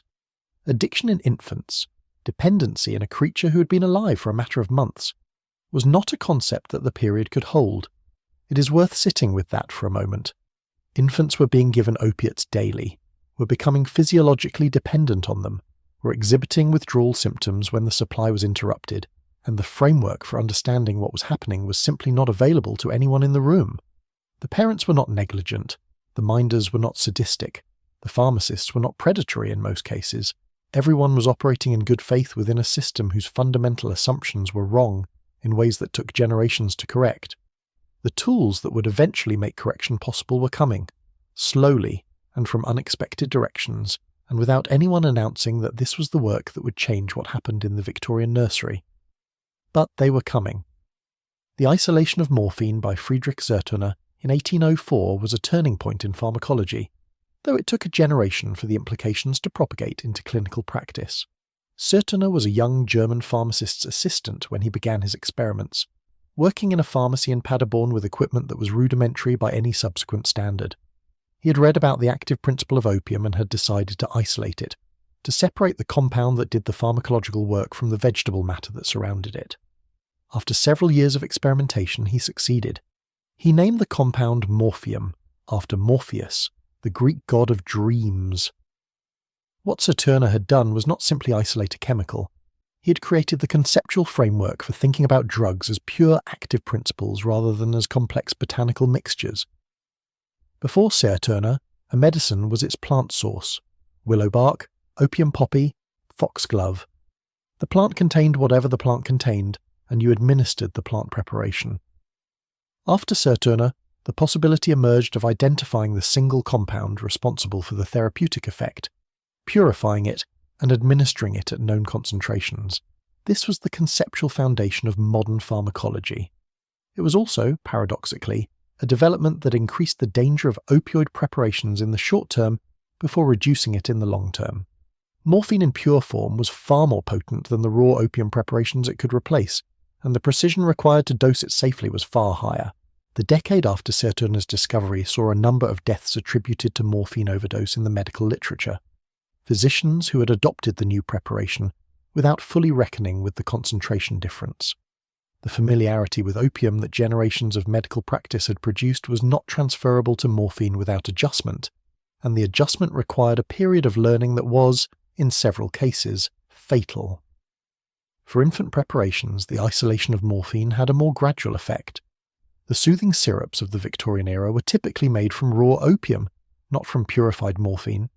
The manufacturing process was simpler, and the raw material was cheaper, but the biochemical understanding that Serturner's work eventually generated as the chemistry of opium alkaloids was progressively unpacked through the 19th century, provided the basis for eventually understanding why infants responded to these preparations differently from adults.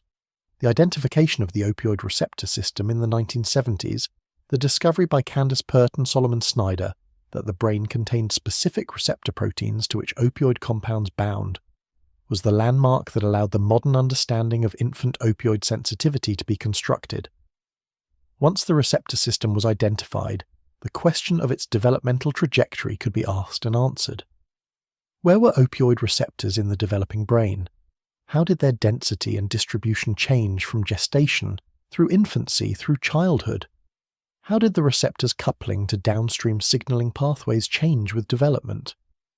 These questions had answers that were systematically obtained in the 1980s and 1990s. What the answers showed was that the developing brain does not simply have fewer opioid receptors than the adult brain, or the same receptors in smaller numbers. It has a different pattern of receptor distribution, one that reflects the specific developmental functions of opioid signaling in the growing nervous system. opioid signaling plays a role in neuronal development, in the formation of synaptic connections, in the maturation of the respiratory control system itself. The receptors are not simply there to bind exogenous opiates. They are part of the endogenous signaling machinery of development. Administering exogenous opiates to an infant is not just sedating it. It is introducing an exogenous signal into a system that is using opioid signaling as one of its developmental tools. This understanding was not available to any physician, any pharmacist, any parent, or any regulatory body during the Victorian era. It was not available during the Progressive era reforms. It was barely available during the period of Paregoric's legitimate medical use in neonatal intensive care units in the 1970s and 1980s. The decision to move away from Paregoric for neonatal withdrawal management in the 1990s and 2000s was driven partly by this emerging understanding and partly by the practical availability of alternatives. But the biochemical story was still being filled in at that point, and many of the most important details remained subjects of active research. The history of the soothing syrups, viewed through the lens of the biochemistry that eventually explained them, is a history of practice outrunning understanding by approximately 2 centuries. The practice of giving infants opiates began before the active principle of opium was known, before the receptor system that it acted on was identified, before the developmental pharmacology of the infant nervous system was investigated. It was sustained by the simple observable fact that it worked, that it stopped crying, that it produced calm, in the absence of any mechanism that would have allowed its dangers to be understood. The stopping of crying was real. The calm was real. The risk was also real and invisible, for the same reason that the mechanism was invisible, because the tools that would have made it visible did not yet exist. The gap between visible benefit and invisible risk is one that recurs throughout pharmaceutical history, and Paregoric is perhaps its most extended single illustration. 200 years of visible benefit, 200 years of invisible risk, and then, gradually, the risk becoming visible, not all at once, but in accumulating fragments, over the course of a century of investigation, until the picture was complete enough to act on. Paregoric survived the Reform era, the Harrison Act, the Pure Food and Drug Act, and the withdrawal of every other soothing preparation from the Victorian market. It survived because it found a new purpose, one that is both logical and quietly ironic, given what it had been used for before. The preparation that refused to leave. Most of the soothing syrups died with the legislation.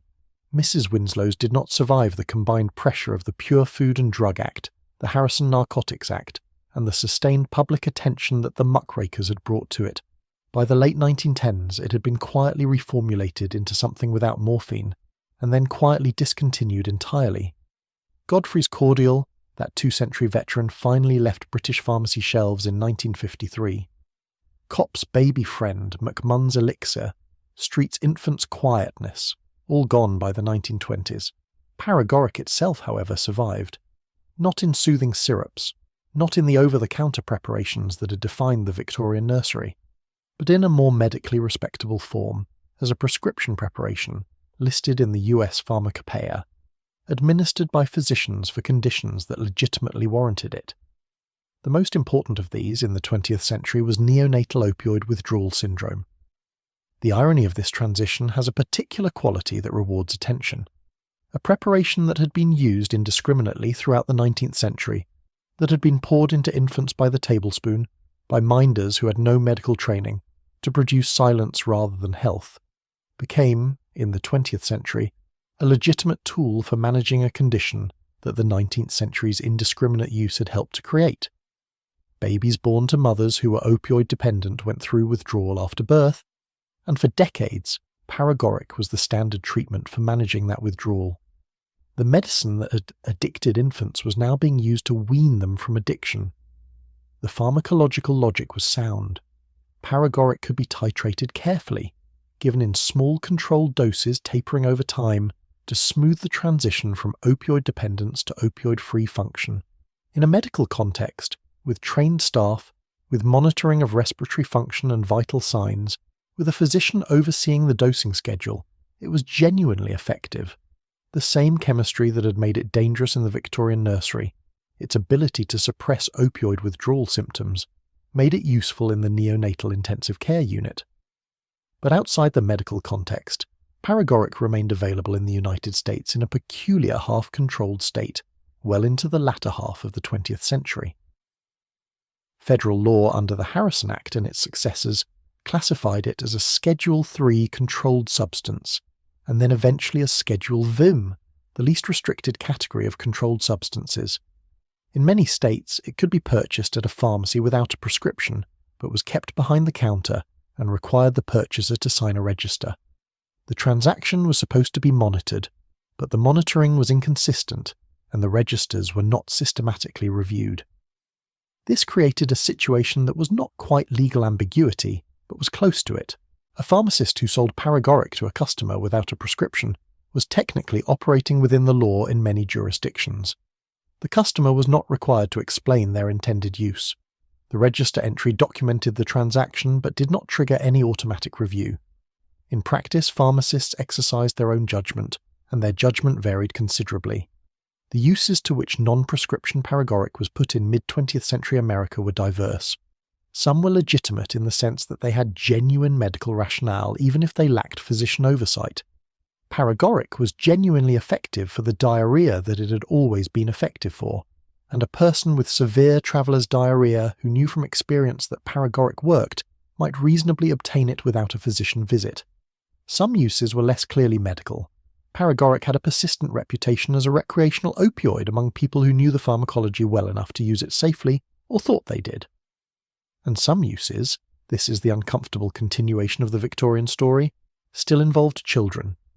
Not in the systematic way of the minder dosing 12 infants to maintain professional quiet, but in the quieter domestic way of a parent reaching for the most available and effective remedy for a child's diarrhea or pain. Paregoric remained in the pediatric medicine chest of American households through the 1950s and 1960s and in some cases beyond, used with an imprecision not entirely different from the imprecision of the 19th century, because it was available and it worked, and no one had specifically told this particular parent, in this particular household, that the calculus of infant opioid sensitivity had not changed simply because a century had passed. The research that changed prescribing culture came slowly and from scattered sources. Studies of neonatal opioid pharmacokinetics in the 1970s and 1980s established the biochemical picture that explained what clinical observers had been describing for a century without explanation. The development of better alternatives for neonatal withdrawal, morphine solutions with more precise dosing, methadone, buprenorphine, gradually displaced Paregoric even in its legitimate medical role, because these alternatives offered better pharmacokinetic profiles and more predictable dosing than a historical preparation whose composition had been standardized around the practical limitations of the 18th century apothecary. By the 1990s, most major children's hospitals had moved away from Paregoric for neonatal withdrawal management.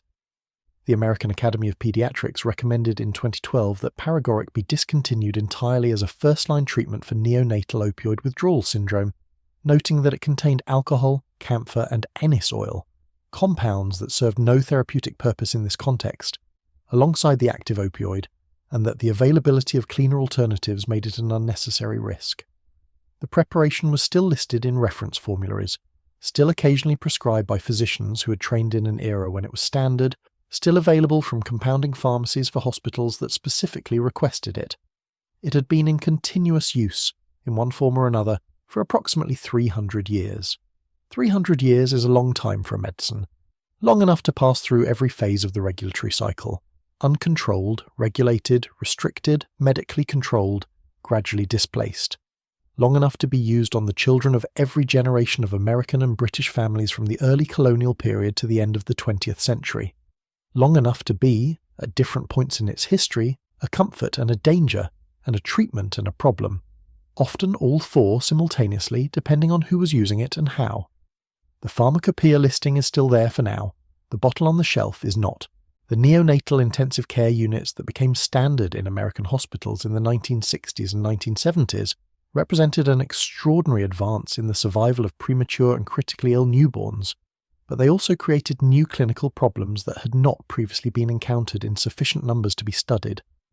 One of the most significant was neonatal opioid withdrawal syndrome, the withdrawal experienced by infants born to mothers who were opioid dependent, whether that dependence had developed through heroin use, through methadone maintenance treatment, or through prescribed opioid medications.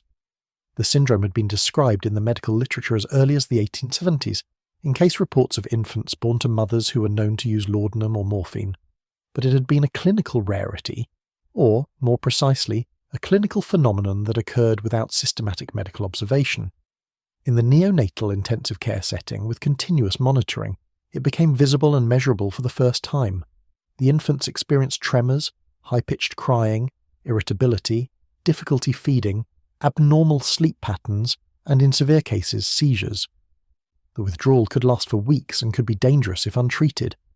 The treatment that neonatologists reached for was, with a particular symmetry, the same preparation that the Victorian soothing syrup manufacturers had used. Paregoric could be titrated, given in decreasing doses over time, weaning the infant off opioid dependence gradually enough to avoid the most severe withdrawal symptoms. It was already in the pharmacopoeia. It was already stocked in hospital pharmacies. The concentration was low enough that small doses could be measured and adjusted. And it worked, in the sense that it controlled withdrawal symptoms with acceptable reliability. The Finnegan Neonatal Abstinence Scoring System, developed by neonatologist Loretta Finnegan in the 1970s at Thomas Jefferson University Hospital in Philadelphia, provided the first standardized framework for assessing and treating neonatal opioid withdrawal. Finnegan's work was important not just for the scoring system itself, but for establishing neonatal opioid withdrawal as a serious clinical condition that deserved systematic medical attention rather than individual practitioner improvisation. Her protocol included Paregoric as a treatment option, with specific dosing guidelines that reflected a level of pharmacological precision that the 19th century could not have imagined. Loretta Finnegan's career represents a particular kind of medical progress, the emergence of a specialized understanding of neonatal pharmacology from a starting point that was essentially ignorance. When Finnegan began her clinical work in the 1960s, very little was known about how neonates processed medications, about what doses were safe, about how to assess and treat the conditions that affected them specifically as a pharmacological population. Her work, and the work of the growing field of neonatal pharmacology that she contributed to, built this knowledge from scratch, drawing on clinical observation, on biochemical research, and on the kind of sustained attention to a vulnerable population that the previous century had conspicuously failed to provide. The movement away from Paregoric in neonatal withdrawal treatment was gradual, and is still not entirely complete. Some neonatal units were using it into the early 2010s, and compounding pharmacies still receive occasional orders from hospitals seeking it for specific cases. The American Academy of Pediatrics' 2012 recommendation against it was advisory, not binding, and the transition to alternatives has been piecemeal. But the direction has been consistent, and the clinical consensus now clearly favours preparations, primarily oral morphine solution or methadone, that offer better pharmacokinetic predictability and fewer unnecessary excipients. What Paregoric leaves behind in its legitimate medical context is not a cautionary tale, but a more complicated story about the relationships between historical accident, clinical tradition, and the slow processes of evidence-based medicine.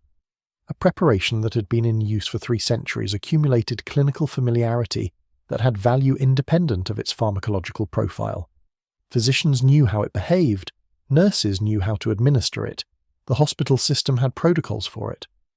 Replacing any established clinical practice, even with something demonstrably better, requires overcoming inertia that is partly intellectual and partly simply logistical. The new preparation has to be stocked, protocols have to be rewritten, staff have to be retrained. The path of least resistance is to continue with what is known, and medicine, like other human endeavours, follows the path of least resistance more often than its self-image acknowledges. The final chapter of Paregoric's legitimate medical career was not dramatic. There was no scandal, no crisis, no specific incident that ended it. There was a gradual recognition, supported by accumulating evidence, that better options were available, followed by a slow institutional transition to those options. The bottle did not shatter. It was simply set down and not picked up again, and the place where it had stood on the shelf was eventually occupied by something else. What the mothers knew. The history of Paregoric and the soothing syrups has been told, mostly, through the men who manufactured them, the men who legislated about them, and the men who investigated them. Harvey Wiley and Samuel Hopkins Adams and Abraham Jacobi and the Birmingham coroner, whose testimony appears in the parliamentary records. These are the voices the record preserves most clearly, because they were the voices attached to institutions, to publications, to professional identities that generated documents. The mothers are harder to find. They are in the diaries, when diaries were kept, and diaries were kept by women with enough leisure to keep them, which was not most women in Victorian Britain or working-class America. They are in the letters that survived, the correspondence between sisters and friends that circulated practical household advice with the casualness of advice that everyone already knows. They are in the records of inquests, where they appear as witnesses or as subjects, their testimony recorded in the flat language of official proceedings that often strips the emotion from what must have been devastating occasions. And they are in the advertisements, reflected in negative, because the advertisements for Mrs. Winslow's and Godfrey's and Dalby's were not written for an abstract consumer, but for a specific real woman, whose anxieties and exhaustion and love for her child the copywriters had studied carefully and were using to sell morphine. The woman the advertisements imagined was tired. She had been awake for 2 nights running. Her husband had to work in the morning. This was invariably stated or implied, and the screaming was keeping the household awake. The neighbours might hear. The other children might be woken. She had tried everything: rocking, nursing, warmth, cold, walking the floor. Nothing worked. The teething pain, or the colic, or whatever the cause was, persisted past the point where any individual human being could sustain the effort of managing it. Into that exhaustion, the advertisements offered not just a product but an absolution. The preparation was safe. It had been used by mothers exactly like her for decades. The grandmother on the label had seen many nights exactly like this one and had found the answer, and the answer was right here: 25 cents, available at any chemist. To understand why mothers used these preparations is not to excuse the industry that manufactured and sold them. The industry knew at some level of institutional awareness that its products contained opiates. The industry chose not to disclose this. That choice was not made by tired mothers at 2 a.m. It was made by businessmen in daylight, in offices, with full knowledge of what they were concealing. The responsibility for the concealment sits clearly with the companies, but the mothers who made the choice to give the preparation, that choice deserves to be understood on its own terms, not simply as naivety or negligence. A working-class woman in Manchester in 1855 had access to almost no medical care in the modern sense. The infant welfare clinics that would later emerge from the public health movement did not exist. The health visitor system, which would eventually bring basic medical advice into the homes of working-class families, was not established until the 1870s and was not widespread until the 1890s. The children's hospitals that were founded in London in 1852 and in other cities in subsequent decades were desperately overcrowded and accessible only to those who could reach them.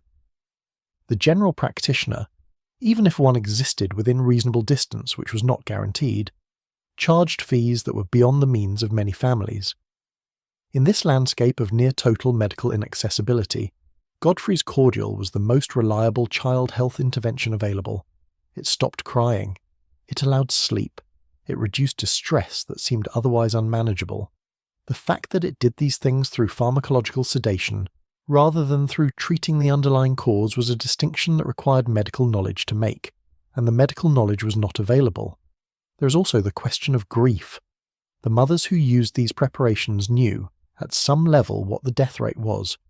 They knew because they had buried children already, or had watched neighbours do so, or had grown up in families where siblings had died young. The background fact of infant mortality was not abstract to any woman raising a child in a 19th century city. It was present, specific, and recent. And one of the things that a preparation like Godfrey's appeared to offer, this was never stated in the advertising, because it did not need to be stated, was the impression that something was being done, that the child was being cared for, that the parent was not helpless. The powerlessness of watching a sick child deteriorate without any means of intervention is a specific and profound form of suffering, and Victorian parents experienced it in ways and at frequencies that no subsequent generation in the industrialised world has had to match. Into that powerlessness, a bottle of brownish sweet liquid that made the child calm offered something that was not quite hope but that resembled it. It was action. It was treatment. It was something. The women who wrote about their experiences in the documents that survived did not generally describe using soothing syrups with guilt.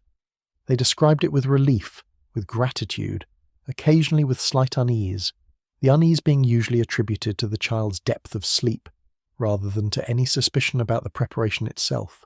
When they lost children, the grief they recorded was for the child, not for the preparation, because the preparation had not been identified as a cause. This is one of the great historical silences, the loss that was not attributed to its source, the grief without an object that was also without a source. The mothers who buried children who had been given soothing syrups went on to give soothing syrups to subsequent children, because there was nothing in their experience that told them not to, and because the alternative, the silence without the syrup, the screaming that continued and continued and continued, while everyone in the household lay awake and helpless, was also a kind of suffering. They did the best they could with what they had and what they knew. That's the clearest and most honest thing that can be said. And what they had and what they knew was not enough. Through no fault of their own, in a world that had given them a poisoned gift and told them it was medicine. The health visitor movement in Britain, which emerged in the 1860s and expanded significantly after the 1890s, was one of the first systematic attempts to bring public health knowledge into working-class households in a form that could be practically applied. Health visitors were women, typically from lower middle-class backgrounds, trained to visit the homes of new mothers and provide basic advice on infant care, feeding, and hygiene. They were not physicians, they were not nurses in the formal sense. They occupied a newly created professional role that had no clear precedent, and they operated in homes that often had no access to any other form of medical advice. The health visitors' records from the late 19th and early 20th centuries, where they have survived, provide one of the most direct windows available into how working-class mothers actually used soothing preparations. The visitors' case notes, written in the particular combination of sympathy and mild judgment that the period's professional language favoured, describe encounters with mothers who were using Paregoric or Godfrey's routinely, matter-of-factly, often without any particular sense that it required explanation.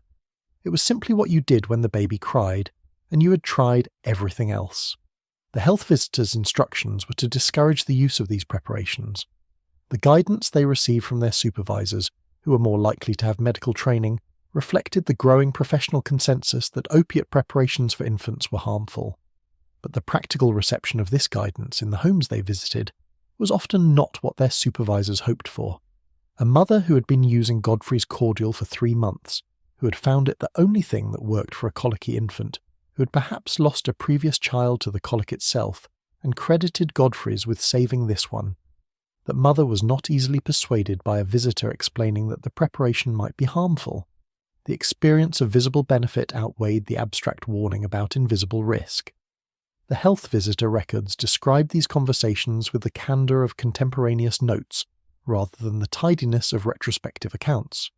A health visitor in Sheffield, writing in 1899, records a visit to a household where an infant of 2 months had been given Godfrey's nightly for 4 weeks.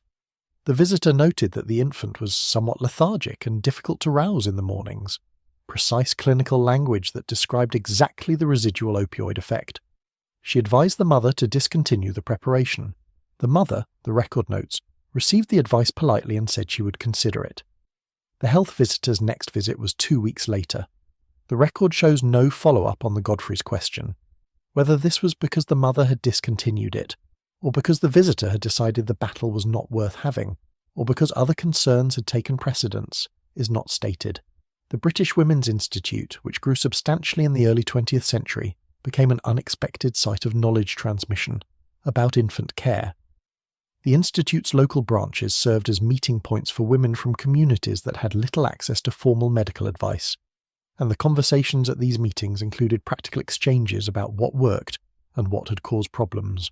The evidence for this is anecdotal rather than systematic. The Institute's records rarely captured what was discussed informally over tea, but oral history accounts collected in the mid-20th century from women who had been active in the Institute in the 1910s and 1920s suggest that the emerging information about soothing syrup dangers circulated through these networks somewhat faster than it circulated through official medical channels. This informal knowledge network is a feature of women's history in this period that the official documentary record underrepresents. Physicians wrote journal papers, pharmacists kept their poison registers, parliamentary committees heard testimony. But much of what changed in the way ordinary families thought about infant care changed through conversations between women that no one recorded, in which information moved laterally through community networks, rather than downward from professional authority. The mothers were not simply recipients of official knowledge. They were producers and circulators of practical knowledge about what happened when preparations were used, and what happened when they were not, and what the difference looked like in the children they were raising. A woman in Leeds in 1905 who had used Mrs. Winslow's soothing syrup for her first child and had noticed the depth of the sleep and the difficulty waking the child in the mornings, and who had decided not to use it for her second child, had made a medical decision based on clinical observation. She had no training. She had no professional vocabulary for what she had observed. But she had seen something, and she had connected it to something, and she had acted on the connection. That act of observation and connection was the same act, in miniature and without the professional apparatus, that John Harley had performed in 1864. She was not a physician, but she was right. The aggregated right decisions of individual mothers, made without professional guidance and without public acknowledgement, constitute one of the invisible forces in the history of the soothing syrup's decline. The regulatory interventions were visible and documentable. The shifting practice of individual households, the mothers who quietly stopped buying Godfrey's, or who bought it and kept it on the shelf but used it less, or who read the reformulated label and hesitated in a way they had not hesitated before, is less visible but may have been equally important in determining the pace at which the industry contracted. The bottles that were not sold because a mother had second thoughts are not in the sales records, but they are in the history. The market that sustained the soothing syrup industry was not built on deception alone. It was built on a genuine need, a real gap in what medicine could offer, and a price that anyone could afford. Understanding how that market worked is the only way to understand why it lasted as long as it did. The market that built itself. The money was significant. The patent medicine industry in the United States at the end of the 19th century was generating approximately $75 million in annual revenue, a figure that requires multiplying by somewhere between 30 and 40 to reach a modern dollar equivalent. Soothing preparations for infants represented a meaningful fraction of this total, because the market for them was not seasonal, not regional, and not dependent on any particular disease cycle. As long as infants were being born, and infants were being born at a rate that was producing in 1880 approximately 1 million live births per year in the United States alone, there was a market. The advertising expenditure that supported this market was itself remarkable. Newspapers in the 1880s and 1890s derived a substantial fraction of their revenue from patent medicine advertising, and the relationship between the industry and the press was consequently cozy in ways that affected coverage. When Harvey Wiley's bureau began producing analyses of patent medicine content, some newspapers declined to publish the results on the grounds that to do so would damage their relationship with their largest advertising clients. The Collier's weekly series that eventually broke through, by Samuel Hopkins Adams, was possible partly because Collier's had made a deliberate editorial decision to be independent of patent medicine advertising revenue, a decision that cost money in the short term and allowed something important to be said. The manufacturers of soothing syrups did not think of themselves as predators. This is worth stating, not because it exculpates them, but because understanding their self-image helps explain how the industry sustained itself as long as it did. The men who ran Curtis and Perkins, the company behind Mrs. Winslow's, believed they were selling a product that helped mothers manage a genuine and universal problem. They had the testimonials, they had the sales, they had, in the absence of any systematic evidence to the contrary, a narrative of success that was entirely coherent from inside it. They also had powerful lobbying relationships with the newspaper industry, with retail pharmacy associations, and with the political figures who controlled the committees that might otherwise have moved more quickly to regulate them. When Harvey Wiley first proposed federal food and drug regulation in the 1880s, it took more than 20 years to pass, not because the evidence was weak, but because the opposition was well organized and well funded, and understood exactly which political levers to press. The pure food and drug reform movement that eventually succeeded owed its success to a convergence of forces that rarely align: sustained journalism, committed bureaucratic advocacy, a president who was personally interested in the issue, and a series of food safety scandals, primarily involving adulterated meat, dramatically described in Upton Sinclair's The Jungle, that created political pressure at a moment when reform legislation was already positioned to move. The soothing syrups were not the primary driver of the 1906 Act. They were one element of a broader pattern of undisclosed adulteration that the Act addressed. What the Act did to the patent medicine industry is best understood as a forced renegotiation of the terms on which the industry operated.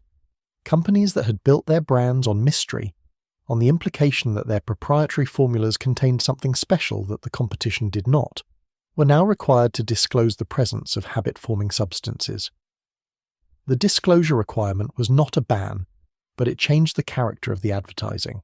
A preparation whose label now had to say contains morphine could not credibly describe itself as natural.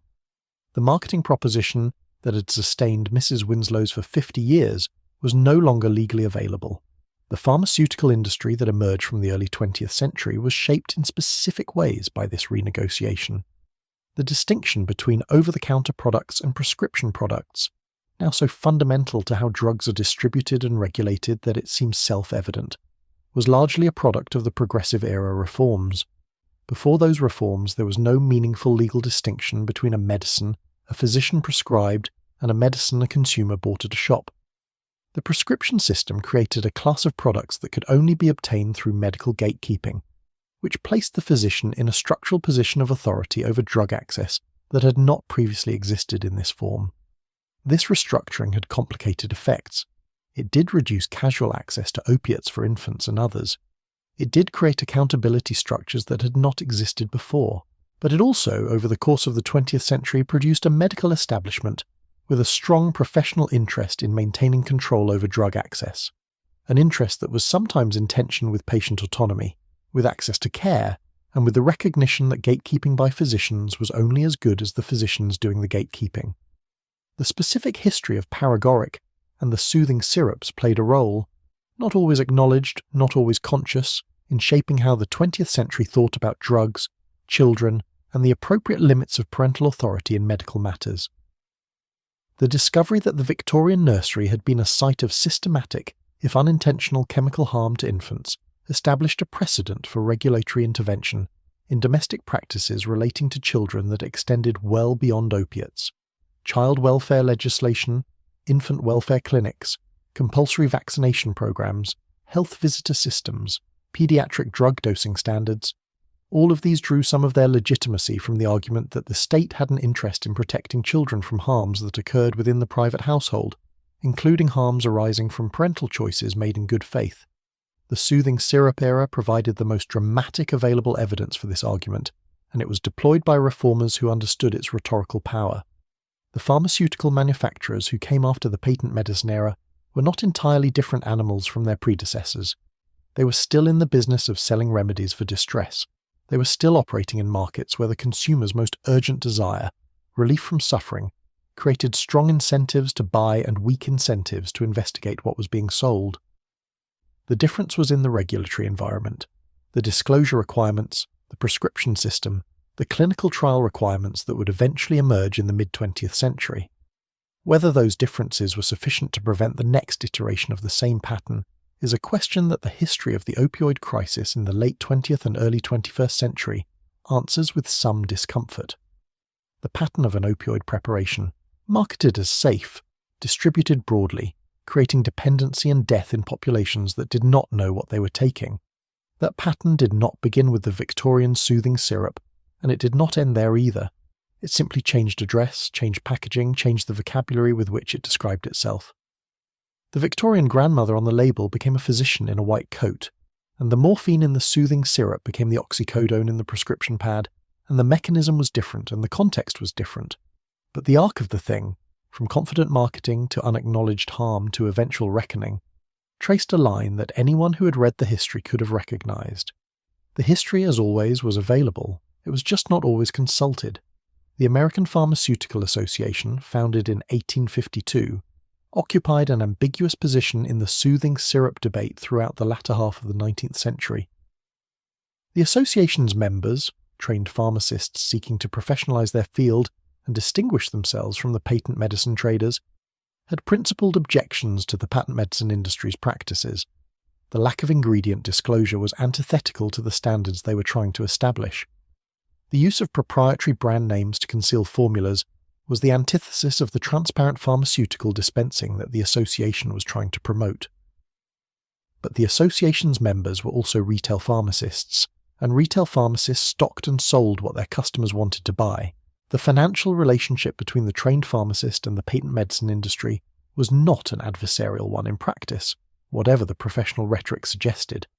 A pharmacist who stocked Mrs. Winslow's and Godfrey's and Dalby's was a pharmacist whose customers were satisfied and who paid his bills. The professional objection to the products and the commercial relationship with them existed simultaneously in the same shop, served by the same hands, acknowledged by the same professional who signed his name to the poison register entry when the law eventually required it. This tension between professional identity and commercial reality was resolved in different ways by different pharmacists. The ones who resolved it toward professional principle found themselves advocating, within their professional associations and in the occasional published letter to pharmaceutical journals, for the reforms that eventually came. The ones who resolved it toward commercial reality stocked the bottles and rang the sales and kept their doubts private. Most were somewhere in the middle, aware that the products were not what they appeared to be, insufficiently motivated to do anything about it, occasionally uncomfortable in ways that their personal correspondence sometimes captures. A letter published in the American Journal of Pharmacy in 1878, signed with the initials of a pharmacist in Baltimore, describes a transaction that the author found troubling and had been unable to stop thinking about. A woman had come into his pharmacy with an infant that she described as ailing and fretful. She had asked for Mrs. Winslow's soothing syrup. He had sold it to her. She had left with the infant and the bottle. 2 days later, a neighbour had come to the pharmacy to tell him that the woman's infant had died in the night. The neighbour did not say the death was connected to the syrup. The pharmacist did not know if it was. But he had been thinking, he wrote, about the fact that he was the last commercial link in a chain between the manufacturer and that infant, and about what responsibility, if any, attached to that position. His letter received one published response, which noted that the manufacturer bore the primary responsibility, and that the pharmacist's role was to dispense products that were legally available and properly licensed. This was legally accurate and professionally convenient. Whether it was ethically adequate was a question the responding pharmacist did not address. The economics of pharmaceutical manufacturing in the late 19th century were being transformed by processes that would eventually make the patent medicine era obsolete, even in the absence of regulatory reform. The development of synthetic chemistry, the ability to produce pharmaceutical compounds in the laboratory, rather than extracting them from natural sources, was changing the economics of drug production in ways that disadvantaged the botanical patent medicine model. A manufacturer who could synthesize a therapeutic compound in quantity, with consistent purity and known concentration, had advantages over one who was working with variable natural extracts. The modern pharmaceutical industry that emerged in the early 20th century was built on synthetic chemistry, and the proprietary medicines that couldn't adapt to this new model, the ones whose business depended on mystique rather than on pharmacological advantage, found their position progressively undermined. Mrs. Winslow's soothing syrup could not transition to the synthetic pharmaceutical model because its business was not primarily pharmaceutical, it was emotional. It was the grandmother and the trust and the 25-cent bottle that any mother could afford. The moment the label had to say contains morphine, the grandmother's reassuring face became something different. Not a comfort, something closer to an accusation. The company reformulated and withdrew quietly, as companies do when they can no longer defend a position. There was no press conference, no public acknowledgement of what the product had been and what it had done. There were simply no new bottles, no new advertisements, no new orders to retailers who had been stocking it. The absence was noted by pharmacists who had been selling it for years, and by a few journalists who wrote brief notices, and by almost no one else. The grandmother's face disappeared from shop windows. The century moved on, and the infants of the next generation grew up in households where Mrs. Winslow's soothing syrup was a thing their grandmothers might have mentioned, if they were the kind of grandmothers who mentioned such things, and mostly they were not. The cases nobody counted.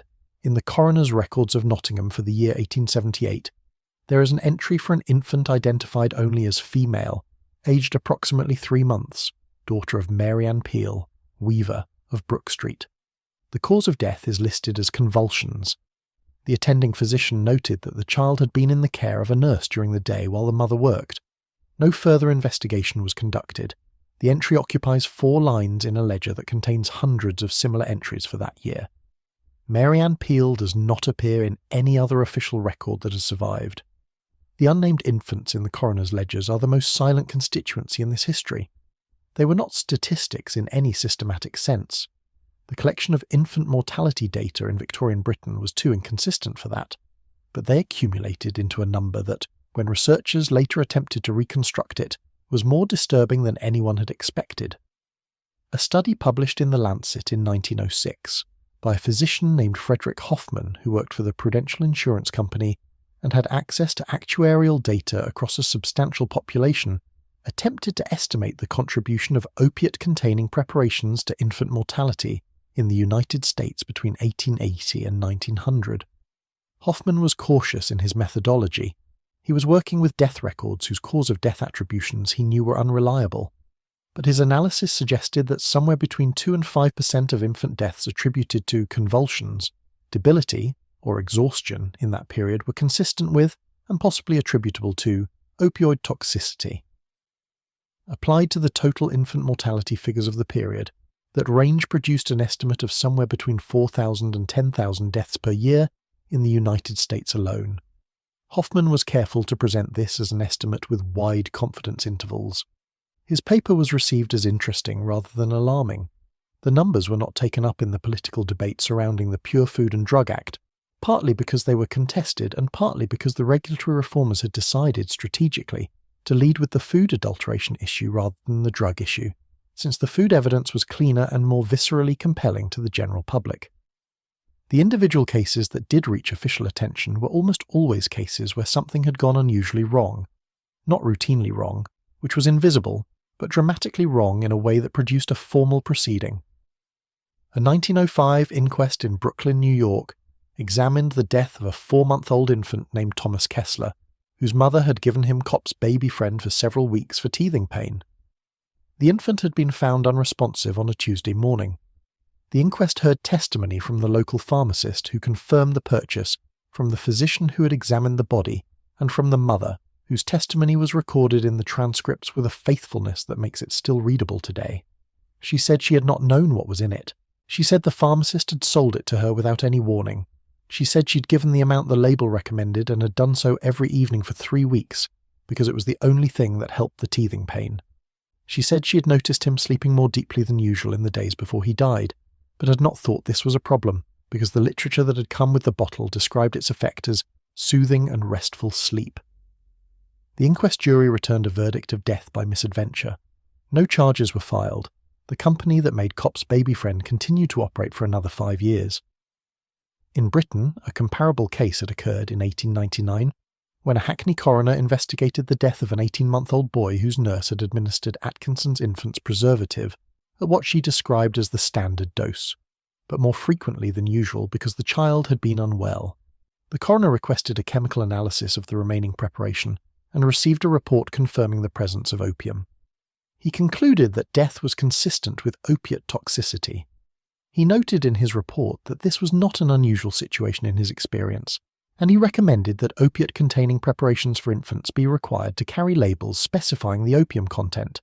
His recommendation was sent to the Home Office. The Home Office acknowledged receipt. Nothing happened for another 15 years. The survivors of childhood exposure to soothing syrups left even fewer records than the deaths, because survival did not generate a formal proceeding. But in the case histories collected by researchers in the early 20th century who were studying addiction and opioid dependence, there are occasional retrospective accounts from adults who describe childhoods in which Paregoric or similar preparations had been administered for extended periods, and who reported that their relationship with opioids in later life had a quality that they could not fully explain in terms of their adult experiences alone. One such account appears in a 1912 study by the American physician Charles Sumner Petty, who specialized in opioid dependence at a time when the field was still in its infancy. A patient, a woman in her early 30s, described only by her initials, told Petty that she had been given Paregoric as an infant and throughout her childhood for recurring stomach complaints, and that she had never been able to achieve the normal level of comfort she observed in other people without some form of opiate. Whether this retrospective account was accurate, whether her adult dependence was genuinely traceable to infant exposure, Petty could not determine. but he recorded it as clinically significant. Modern research on the long-term effects of infant opioid exposure is still developing. Studies of children born with neonatal opioid withdrawal syndrome, who were exposed to opioids in utero, and in some cases treated with Paregoric after birth, have found evidence of altered developmental trajectories in some domains: language development, attention, behavioral regulation. The mechanisms are not fully understood, and the studies are complicated by the many confounding factors in the lives of these children. But the question of whether opioid exposure in early life changes the developing brain in ways that persist is a live research question, not a settled one. The Victorian infants who received monthly doses of Godfrey's Cordial throughout their teething period cannot be enrolled in a longitudinal study. Their developmental trajectories are not available.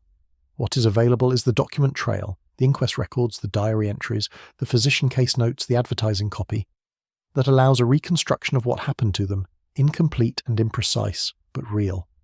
Mary Ann Peel's daughter in the Nottingham Ledger, Thomas Kessler in the Brooklyn Inquest, the woman in Petty's 1912 case series, the infants in Harley's 1864 case collection. They are the constituency this history belongs to, not the manufacturers or the legislators or the journalists, however important those figures were. The story returns eventually to the small bodies in the back rooms and the bottles on the shelves and the quiet that looked like sleep. The actuarial approach that Frederick Hoffman applied to the infant mortality question in 1906 was not the only attempt to quantify the damage. In Britain, a parliamentary return on infant mortality published in 1890 broke down causes of death by registration district and found a consistent pattern. In the districts with the highest rates of female industrial employment, the cotton and woolen textile districts of Lancashire and Yorkshire, the rates of infant death attributed to convulsions and debility were markedly higher than in districts with lower female employment rates, even after controlling for other poverty indicators. The return did not attempt to attribute this difference to soothing preparations. It simply noted the pattern and moved on. A medical officer of health in Leeds named James Spottiswoode Cameron did attempt the attribution in a report published in 1898. Cameron had been collecting data on infant deaths in his district for a decade, and he had noticed that the convulsions deaths were not evenly distributed across the district or across the calendar year. They clustered in the winter months, when teething was not more common but when infants were more likely to be kept indoors in cold, crowded rooms. They were more common in streets with higher concentrations of minders, something he had identified by cross-referencing death addresses with the addresses of registered baby farmers. And they were disproportionately likely to occur in infants who were not breastfed, which was a proxy for infants whose mothers were in paid employment, and therefore likely to have their children in the minding system. Cameron was careful about his conclusions. He described his analysis as suggestive rather than definitive, and noted the many alternative explanations for each component of the pattern, but he recommended, specifically and in print, that the use of Godfrey's Cordial and similar preparations in the minding houses of his district be made subject to inspection, and that the sale of such preparations to known minders be restricted. His recommendation was sent to the Leeds City Council's Health Committee. The Health Committee noted it and took no action. The inertia Cameron encountered was not simple negligence. It reflected genuine uncertainty about the strength of the evidence, genuine concern about the limits of municipal authority over private commercial transactions, and genuine conflict between the reform interest and the commercial interest of local pharmacists who were represented on, or connected to, the network of local officials who governed the city. Regulatory reform at the local level faced obstacles that were in some ways more intractable than the national legislative obstacles, because the connections between commerce and government were more personal and more visible at the scale of a city council. The surviving case records from coroner's inquests provide the most intimate window into what these deaths actually looked like to the people present. The inquests were not designed to uncover systemic patterns. They were designed to determine in individual cases whether a death had been natural, accidental, or criminal. The questions asked at an inquest were specific to the case at hand, and the testimony gathered was shaped by those questions. But read in aggregate, read as a collection of individual moments rather than as a series of administrative determinations. The inquest records compose a picture. The picture is of rooms, small rooms usually with one or two windows and a fire if the family could afford the coal, a cot or a drawer or a blanket on the floor, an infant who had been well or well enough in the previous days, a bottle on the shelf or in the cupboard, an evening administration, a spoonful, 2 spoonfuls, sometimes more because the child had seemed to need it. A night that passed without incident, because a child who is not crying is, in every available indicator, a child who is resting, a mourning, the stillness. The mothers who testified at these inquests are the clearest voices in the record, because the inquest format required them to speak in their own words rather than through the intermediary of a physician's case notes or a journalist's paraphrase. They described what they had given and when and why. They described the child's condition before and after. They described the night. They described the morning. They answered the coroner's questions with a specificity that reflects the particularity of memory under grief. The details that lodge permanently, the details that cannot be shaken from the mind however much time passes. One woman's testimony from a Suffolk inquest in 1893, preserved in the London Metropolitan Archives, runs to 4 pages in the official transcript. She had given her daughter, aged 7 months, a teaspoonful of Dalby's Carminative at 8 in the evening for stomach pain. The child had been crying for 3 hours. The teaspoon had calmed her within 20 minutes.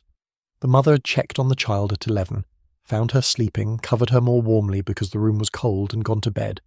She had woken at 5:30. The child was cold. The coroner asked if she had given the Dalbys before, and she said yes, many times. It had always helped. He asked if she had noticed anything unusual about the child's sleep after previous doses. She said she supposed she had slept rather deeply, but she had thought that was the nature of good sleep. The jury returned a verdict of death by misadventure. The mother thanked the coroner. She was 23 years old. Her name was Emma Hawkins. She had 2 other children. She disappears from the available record after that day in Southwark, absorbed back into the anonymity that was the ordinary condition of her life, and that the inquest had briefly interrupted. Whatever happened to her in the years that followed, whether she had more children, whether she ever used Dalby's again, whether she thought about that night for the rest of her life, is not recorded anywhere that survives. She stepped out of the light of the official record and back into the ordinary dark of a life that no one was documenting. What the records remember. The brown glass bottles are in museums now, or in antique shops where they sell for between $20 and $200, depending on the label, the condition of the glass, and whether the stopper is original. Collectors find them beautiful.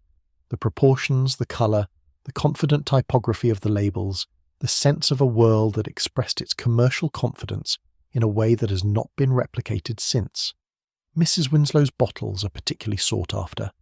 The label with the grandmother's face printed in red and black is one of the more recognisable images in the history of patent medicine collecting. It is possible to hold one of these bottles and feel almost nothing of what the history demands. They are small and old and quiet. The liquid that was in them has been gone for a century or more. The infants who were calmed or killed by their contents have been gone even longer. The distance is real.